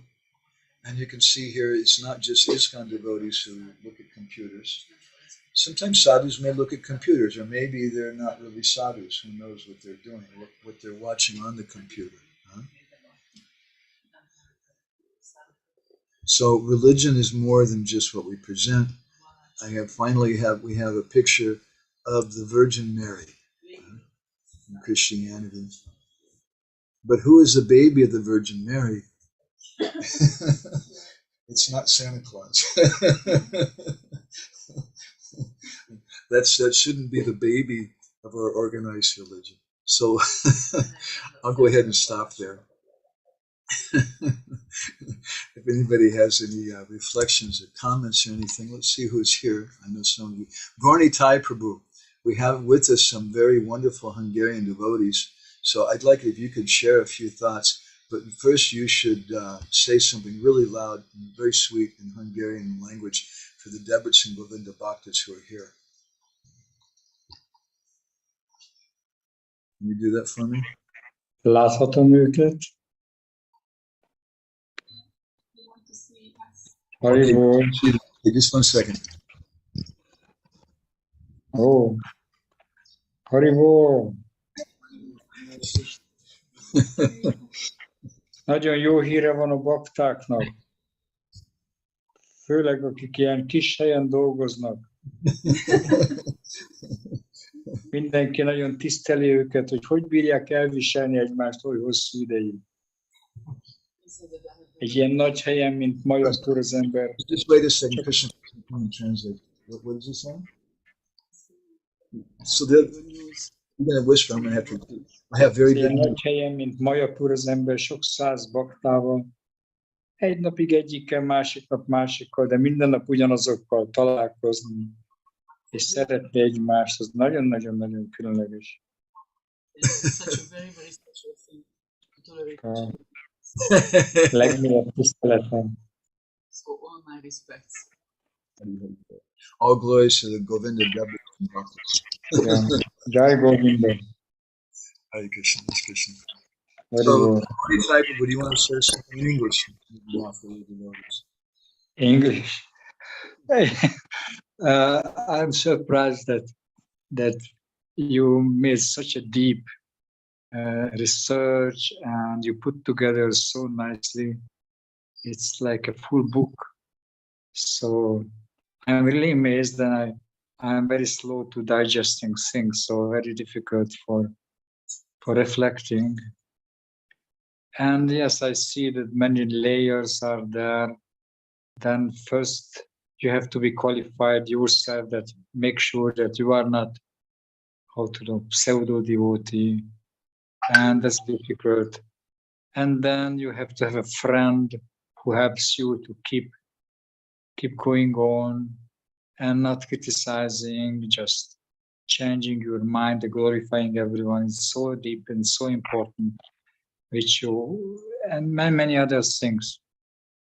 So I really have a very small question. It's easy because it's kind of a grammatical question. So you mentioned ISKCON is International Society for Krishna Consciousness, but I am reading it is International Society for Krishna Consciousness.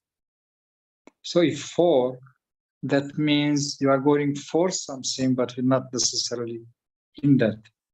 What you think about that? Different. The International Society for Krishna Consciousness, which means in that case a society whose purpose is to go in that direction. For in that sense can mean in a direction, or to promote Krishna consciousness, but then it implies that the members are Krishna conscious. The purpose of the society is for Krishna consciousness. It's the International Society for Krishna Consciousness. By saying for there, it implies that this is the purpose of the society. And certainly that was Srila Prabhupada's purpose. It's very obvious Srila Prabhupada's purpose in coming to the West wasn't to make the GBC. It wasn't he couldn't sleep at night. I have to create the GBC by, that's the most important thing. We have to have temple presidents and we have to have temple managers. That wasn't his purpose in coming. His purpose in coming was to spread the holy name, spread the Bhagavatam. And those managers were there to help to promote that. In Prabhupada's first description of the GBC, he said the function of the GBC is very simple. It's not management. He said the GBC body is just meant to make sure that everybody's chanting 16 rounds, following 4 regulated principles, and attending the morning programs, and doing Harinam and book distribution. That was the function of the GBC. It was Prabhupada's first definition of it. So not the International Society for Management Consciousness. Is that okay, Gaunitai Prabhu? Yeah, at least that means for me that if I really put into the center the daily program, Bhagavatam service, nicely humble, then at least I can say that I'm a little part of this movement. Means I'm not Krishna conscious, but I am going for Krishna consciousness, trying to understand Krishna consciousness, and then trying to keep my daily practice to get on that direction. So that means that maybe we are also part of Krishna conscious movement when we really try to become Krishna conscious in a proper way. When we have faith, and this is the solution, Shraddha Sabdi Visvas Kai Siddhanastoy, Krishna Bhakti Koili Sarva Karma Krita. When we have firm faith that just doing Krishna Bhakti is going to solve all the problems, then I'm a member of the Krishna conscious movement. And therefore Srila Prabhupada told the GBC, this chanting should go on instead of meetings, resolutions, dissolutions, revolutions, and no solutions. There should be chanting. You lost it? This chanting should go on instead of meetings, resolutions.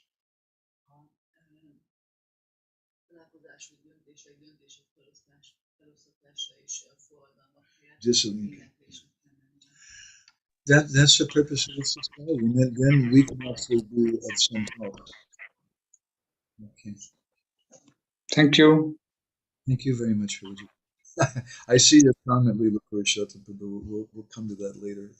It makes me smile. Okay. Natalia, do you want to share anything?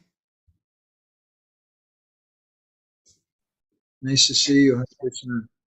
Hare Krishna, thank you very much. It was very, very deep. And I was listening. I had this topic last week in my mind. How just some of devotees asked from me about how to differentiate between true mercy and sentimental, like duplicious and something. And the only thing which I came up to me was just to associate more with those who are sincere for sure, like Srila Prabhupada and pure devotees acharyas. And what does it mean to neglect it? But just to understand what is pure. This is the way from this. And you gave such a deep explanation from Bhaktivedanta Thakur. so great. And I had, but isn't it so that devotional service to Krishna purifies? And even if someone is doing something like disguised as a devotee, anyway, he will get at some point this taste, because this devotional service should be purifying. Krishna is purifying in the end. The greatest example of the kali-celas dharmadvajis is Putana. Putana, yes, exactly. Elaborate talks at Leela Purushottam Babu's house about Putana, and one of the points that we made was from Jiva Goswami's Laghu Vaishnava Toshini, where he comments that the Bhagavatam actually says that Putana killed so many of the babies of the residents of Vrindavan. And Jiva Goswami says, my God, how do we understand that? She killed the babies of the Brijbasis. And Jiva Goswami says, no. Actually, she didn't kill any of the children of Krishna's devotees. The only children, Krishna, rather, he used her as his instrument.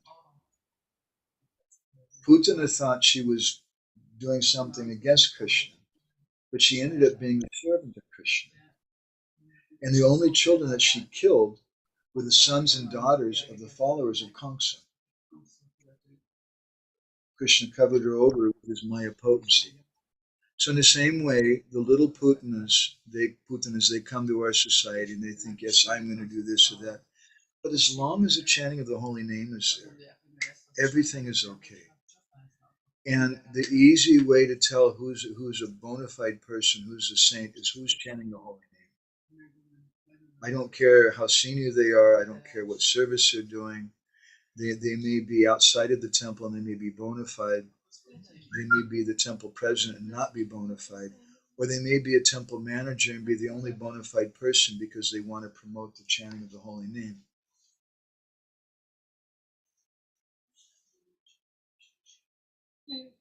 That should be our standard. Is that okay, Natalia? This is really for you today. I was thinking of you. And Brajabani, who didn't show up, maybe she'll watch later on. We were thinking of her. Especially that tank was for her. Okay, thank you. And let's see. Anybody here in the room would like to share anything?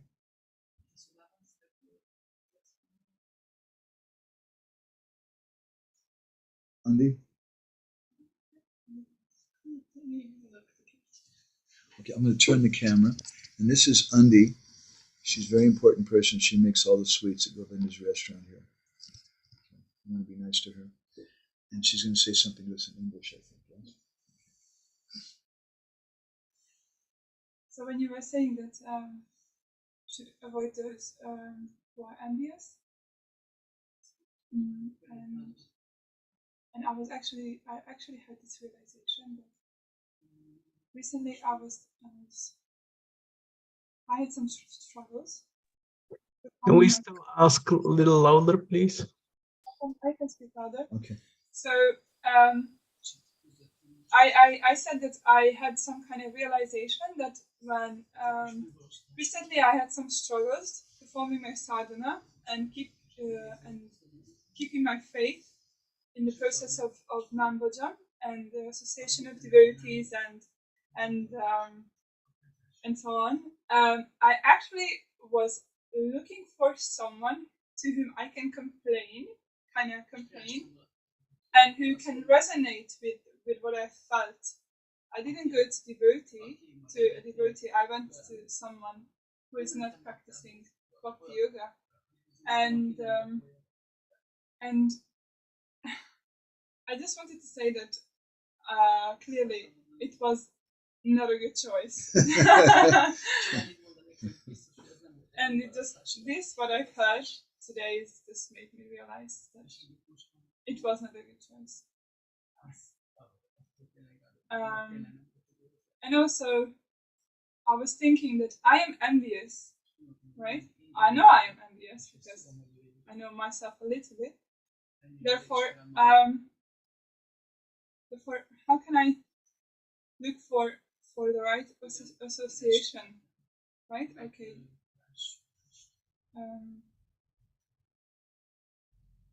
Yeah, because I want to get rid of this enviousness in my heart. The standard for everything in Kali-yuga is Harinama, Harinama, Harinama Eva Kevalam. So we want to associate with persons who are chanting the holy name. We want to associate with people who are promoting the holy name.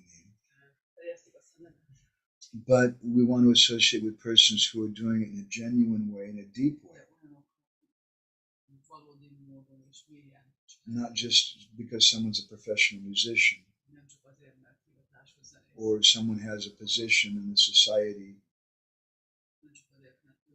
society of devotees, and therefore they're speaking about this thing, but they should be practicing non-bhajan. That's the association we want. And even if we're associating with a Mahabhagavat, if you're associating with Srila Prabhupada, and you maybe see him every day, when Prabhupada comes to the market as a sannyasi living in Radha Damodar temple, and he comes and buys some sabji from you. And it's a great blessing that you get to see such a Mahabhagavat, Mahatma Vaishnava. But if all you do is you just talk to him about rupees and the different sabjis that you're selling,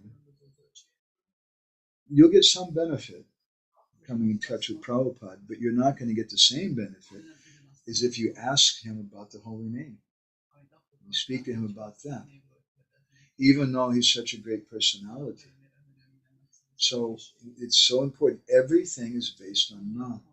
And therefore, Jiva Goswami, he says that it's Kirtanakya Bhakti, that in this age of Kali, we may perform other different angas of Bhakti, but all of them have to be in connection with Kirtan. You're cooking prasadam and distributing prasadam, but if you don't do Kirtan, your prasadam won't have any potency. If you don't do Kirtan, eventually you'll stop cooking, you'll go away, and eventually you'll think it's not so important. Who cares if it has a little egg whites in it? I mean, the egg yolk, that's the real chicken, right? The egg whites, that's not so bad. It has a little egg whites in it. You'll start thinking something like that if you're not doing Kirtan. If we're not doing Kirtan in association with devotees, it's so very, very important. Okay, thank you, Andy. Anybody else want to share anything?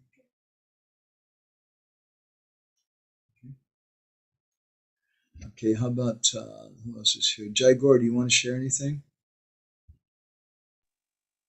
Yeah, Prabhu. Thank you. It was really nice. Good talk. I had a bunch of things. I guess I'll start with a question. I was thinking, you were mentioning earlier in the Katha that you met with some devotees recently, and they're saying something along the lines of like, we need to. You were making the point to them that there wouldn't be any corrupt leaders if there weren't any blind followers, and that you, like, yes, I agree with you that we need to protect the innocent, like the innocent devotee should be protected, but at the same time and I was just reflecting on this word innocence, and I want to hear your comment on it, because I was the conclusion I came on based on my understanding of our philosophy is that there's no such thing as innocence in the material world. That we're, so I was wondering if you could say something about that. That's an interesting comment. Bali Seshu, the Bhagavatam says those persons who are innocent. And so we can say that everybody in the material world, there's no one who's innocent. Everybody has their karma, tatenu kampramasu samiksham. And so there's nobody completely free from innocence, no free from envy. So Bali Seshu, as Bhaktivinode says, is in proportion to their sincerity, in proportion to their innocence. I find it interesting too. You pointed out that sometimes people, they protest. If you may, I've had some strong protests against people, against when I've said that if we don't have, there's no blind followers, you can't have bad leaders. And some people are very upset about that. But we should question, sometimes we want to be the leaders of the blind followers. And we see those innocent people and they're innocent, so we want to take advantage of them. And maybe we're envious of the bad leader, that he's getting all this money, he's getting all this fame and prestige. I want that for myself.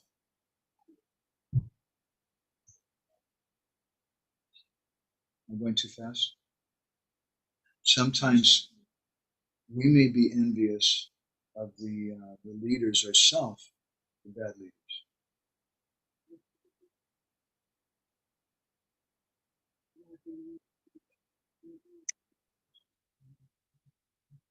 And we want to take advantage of the blind followers. And maybe that's our motivation for exposing those rascal leaders. We have to be very, very careful if our motivation is not pure. Jago, you want to go on? Yeah, bro. Let's see. I was just, one funny comment. I was watching a class with your Guru Maharaj, and he was kind of picking on this one devotee who had just become temple president. And he said, "Oh, I'm sorry. Please excuse me, Mr. Temple President." He kept saying like that. So I was thinking, how you're saying Pancharatna Prabhu says you always have something to say about the management. But I also fondly remember your comment that we should be nice to the managers, or else we might have to become one. So you're very careful about being kind to the managers. I love them. I worship them because they're doing such a terrible, difficult job, and I really don't want to. And it's a difficult job, and everybody wants to criticize them for it. I was I just opened up since I was sitting here. I opened up the Putana article. There's a lot of pertinent stuff. Something caught my eye that Srila Bhaktisiddhanta is saying that he's equally under the delusion that there's no dividing line between the material and the spiritual. I was a pretty far out thing to hear, because I was the other day hearing class by Ayendra Prabhu, and he was saying, he was quoting this article extensively, and he was saying that where was it? That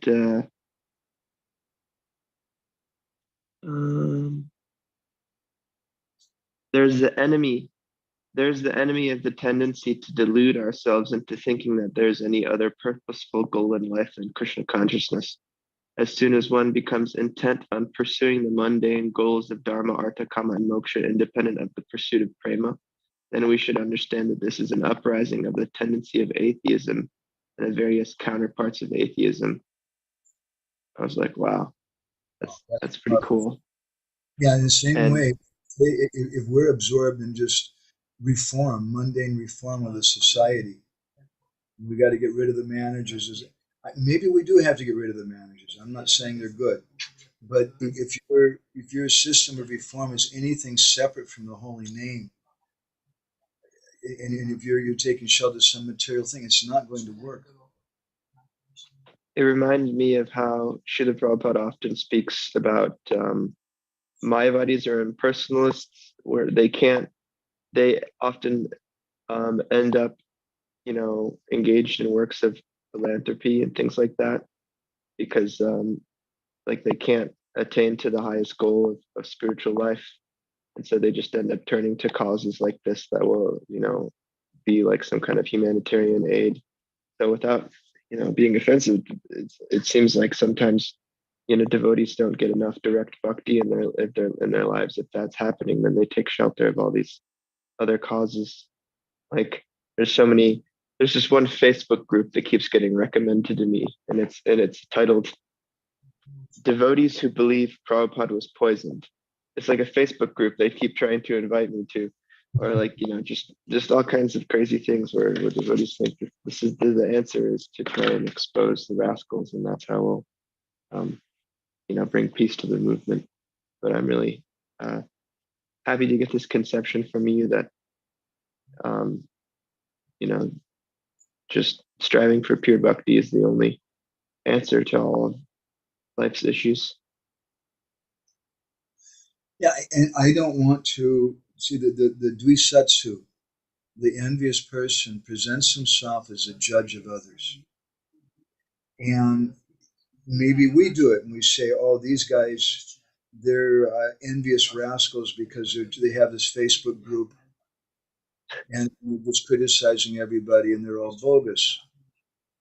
But a better attitude, I think, would be, rather than just trying to label them, is to say, oh, they're not speaking Krishna Katha.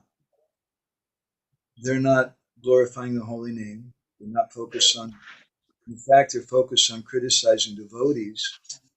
And so I'm going to stay away from it. I'm going to neglect them. Because we don't know. It is possible, theoretically, that Krishna or Prabhupada has empowered someone to do the work of Arjuna and kill all the demons and reform everything. It's possible. And I'm not the judge of that. But for me, if I see, if somebody's not dividing the line between the material and the spiritual, you're just reading, and they're presenting something material as a solution for spiritual movement, I'm just not impressed with that, and I just neglect it. But they're still a friend because they chant Hare Krishna, if they do. And even if they don't chant Hare Krishna, if they like Prabhupada, they're our friend. But maybe I have to keep some distance from them because I don't want to hear criticism of Vaishnavas. That's poison. I don't want to hear that at all. And it's not the solution. And if I start associating with people who think that's the solution, maybe I'll think it's the solution after a while too. And then I'll lose inspiration in chanting the holy name. As we were just, Bhaktivedanta was saying, gradually I'll drift away from pure bhakti.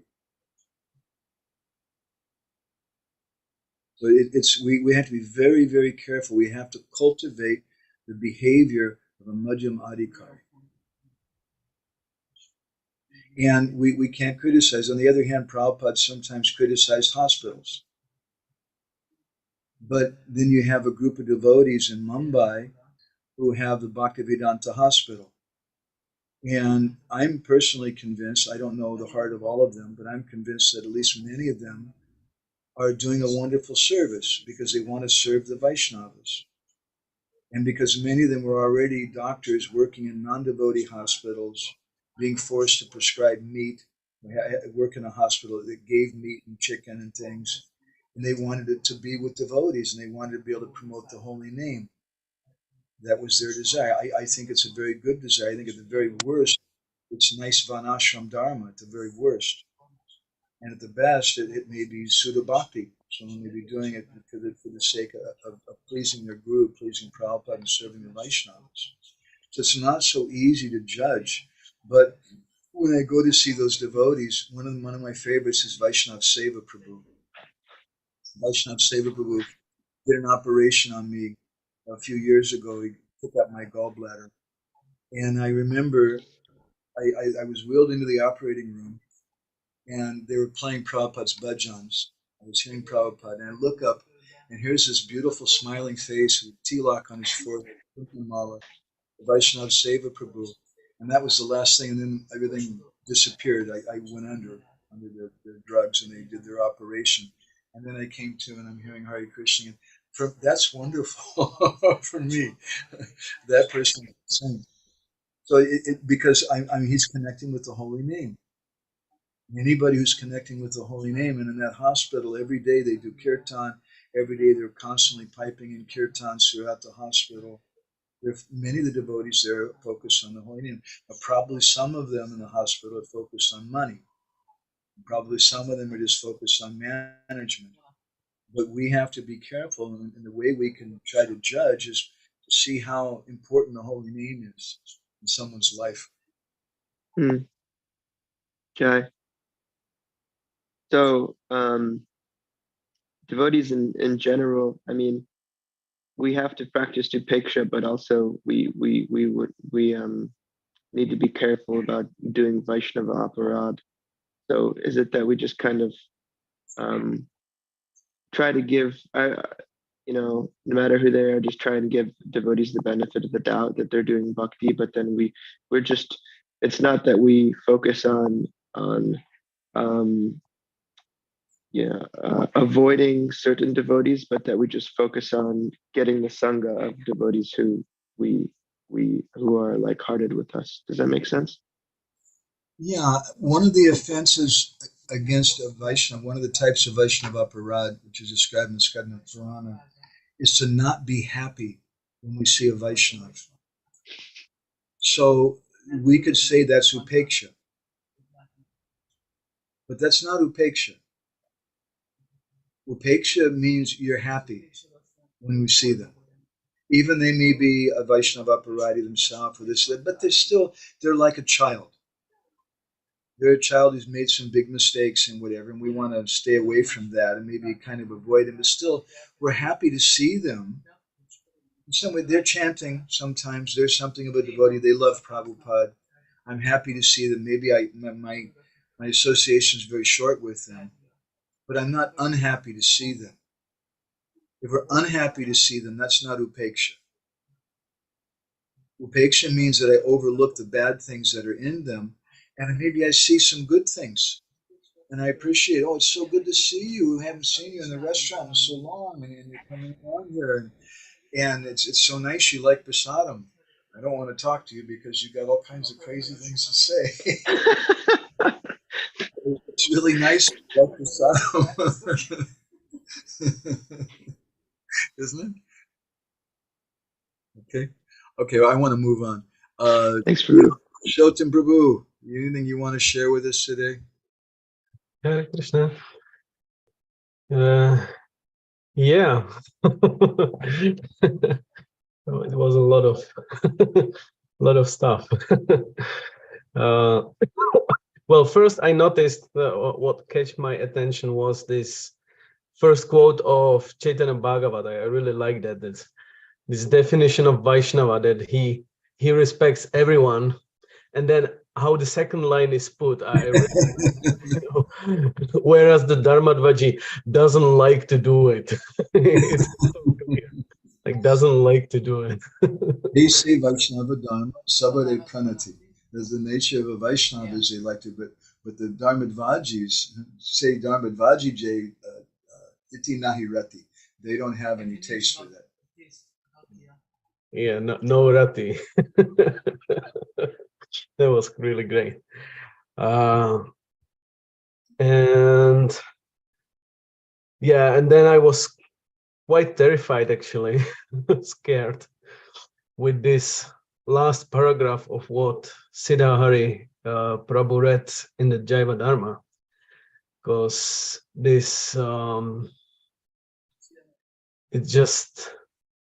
it's so heavy. like you're just misapply the behavior, maybe out of your own lack of maturity or something, and immediately you are in a dangerous position that you are losing your religion. Radhajivan Gopal. Oh, it was Radhajivan Gopal. Okay, okay. Yeah, this Jaiva Dharma part, this 8th chapter. It's really like, and I was thinking, because it connected to me with, I believe it's in Bhakti Aloka, where Bhaktivedanta Thakur states, when he comments Asatsanga, Tyaga, then he states that these two kinds, like with the sense enjoyers, with the Vishayis, it's one type, and the other type of Asatsanga is dharmadvajis. And he says that if you have to have Sangha of those two, you rather have Sangha with Vishayis and prefer to avoid dharmadvajis because it's more dangerous. And it's quite connected to those statements in the Jaiva Dharma, what we read today. But for me, the dilemma is like, what's the hope for the beginner who, because the whole point, whole today's discussion was like turning around the definition of Madhyamadikari. You know, this ability to discriminate, to navigate in the society, like what's my relationship to the Lord, the innocent, the envious, and we don't expect the beginners who are joining the movement to have this maturity, to have this ability, but they very often are exposed to the Dharmadvaji Sangha. So what's their hope in such a situation? Krishna. Krishna will always protect anyone who's sincere. And we've seen it. The proof is there's so many devotees still in the Krishna conscious movement. In spite of so many dharmadvajis and kali-celas and little putanas, there's still so many sincere devotees here. And we have an obligation to, first of all, to repeat these kind of kathas, to keep alive this message of Bhaktivedanta Thakur about dharmadvajis, and to see it in ourselves, drive it out of ourselves. And we have a responsibility to repeat it to new devotees. That's what I feel. I'm not a higher Vaishnava, but when I visited your home, I thought, well, what should we speak? I thought, well, I should talk about Putana. Because this is what I want to share with devotees, and there's hope in it. Even though it's a really ghastly, frightening subject, but there's hope in it. And people understand, oh, this is why these things are going on. We have to share the philosophy, the teachings of our acharyas. Yeah. That was another part of my maybe doubt today, actually, was it's quite easy to state like what you related to us, your what instructions you got from your spiritual master. If someone asks you, you have to speak, and you only repeat what you've heard from the guru and the acharyas, and don't think it belongs to you, all these things. But this just repeat what you've heard, it's impossible, because you will always filter it through your conditioning, through your level of understanding, through your adhikar. And even harder is to not think it belongs to you. No, well, maybe you can still proudly claim that it's not your conditioning what you're telling others, but it's what Guru Maharaj said. It makes it maybe even more dangerous. Yeah. More dangerous. Therefore, we should quote, and we should give references, and we should also have the dignity to understand a reality. And the reality is that maybe I'm seeing everything through my rose-colored glasses. Yeah. It's all wrong. I've been posting some things on Facebook recently saying that there's no problem in ISKCON. because ISKCON is the holy name and Krishna Katha and like that. And some people don't like that. And maybe their perspective is right. But this is a perspective I learned from my Guru Maharaj.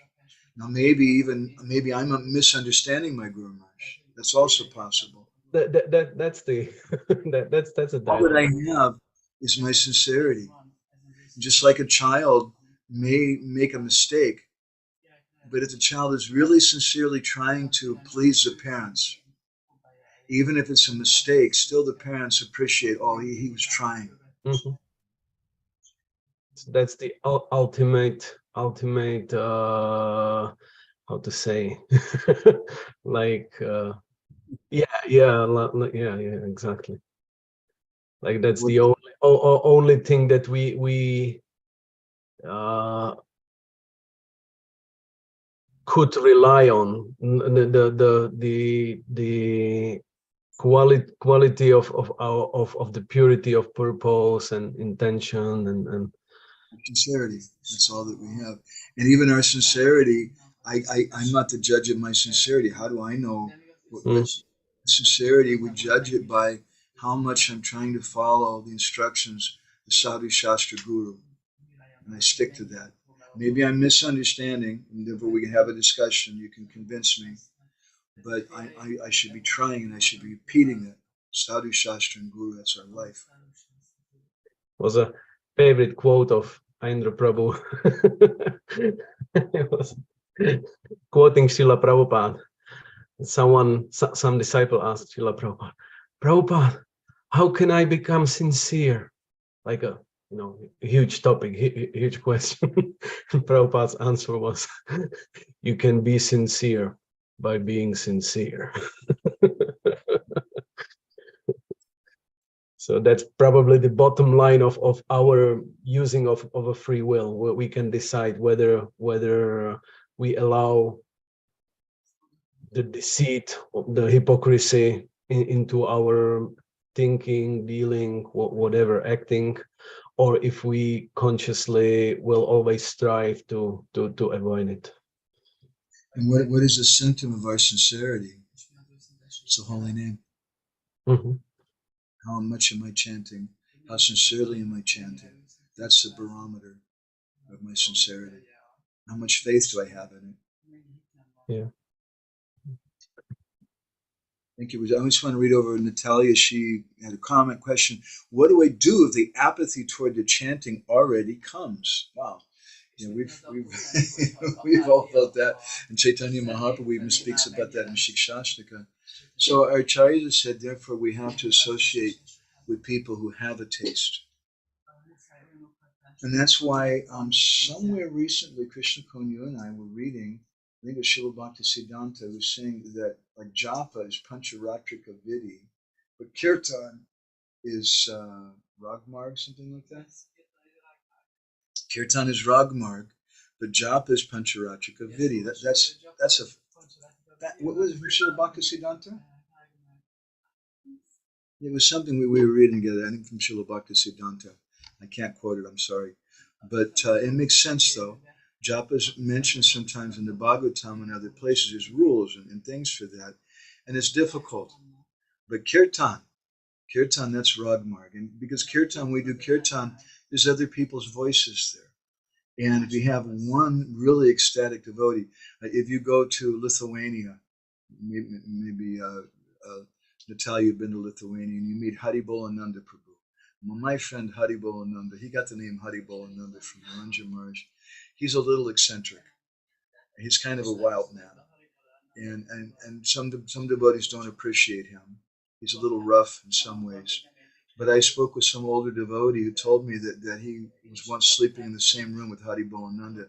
And in the middle of the night, Haribolananda would just get up and just grab his, and he's sleeping, but he'd grab his japa mala and start chanting. And he just had some taste for the holy name. He's a completely eccentric, kind of mad person, but he has some taste for the holy name. So if you're doing kirtan with such a person, and maybe they look crazy, but that exuberance and that happiness comes in the kirtan. So that's why that Sankirtan is a yuga dharma, not just japa. And by the strength of that Sankirtan, then we'll get strength for our japa. We do the two together. And by our japa, we'll also get strength for Sankirtan. Because that japa that's our personal private time with the holy name. Just like we have private reading and we have Hari Katha. So similarly, we have our private japa and we have our kirtan, which is like Hari Katha with a group. Both things are required. We need to have a personal connection, but also with a group. Okay, I want to stop there. It's a little late. We got devotees have to go. So thank you all so much, and I think we'll be here next week, right? No reason why not. Yep. Okay.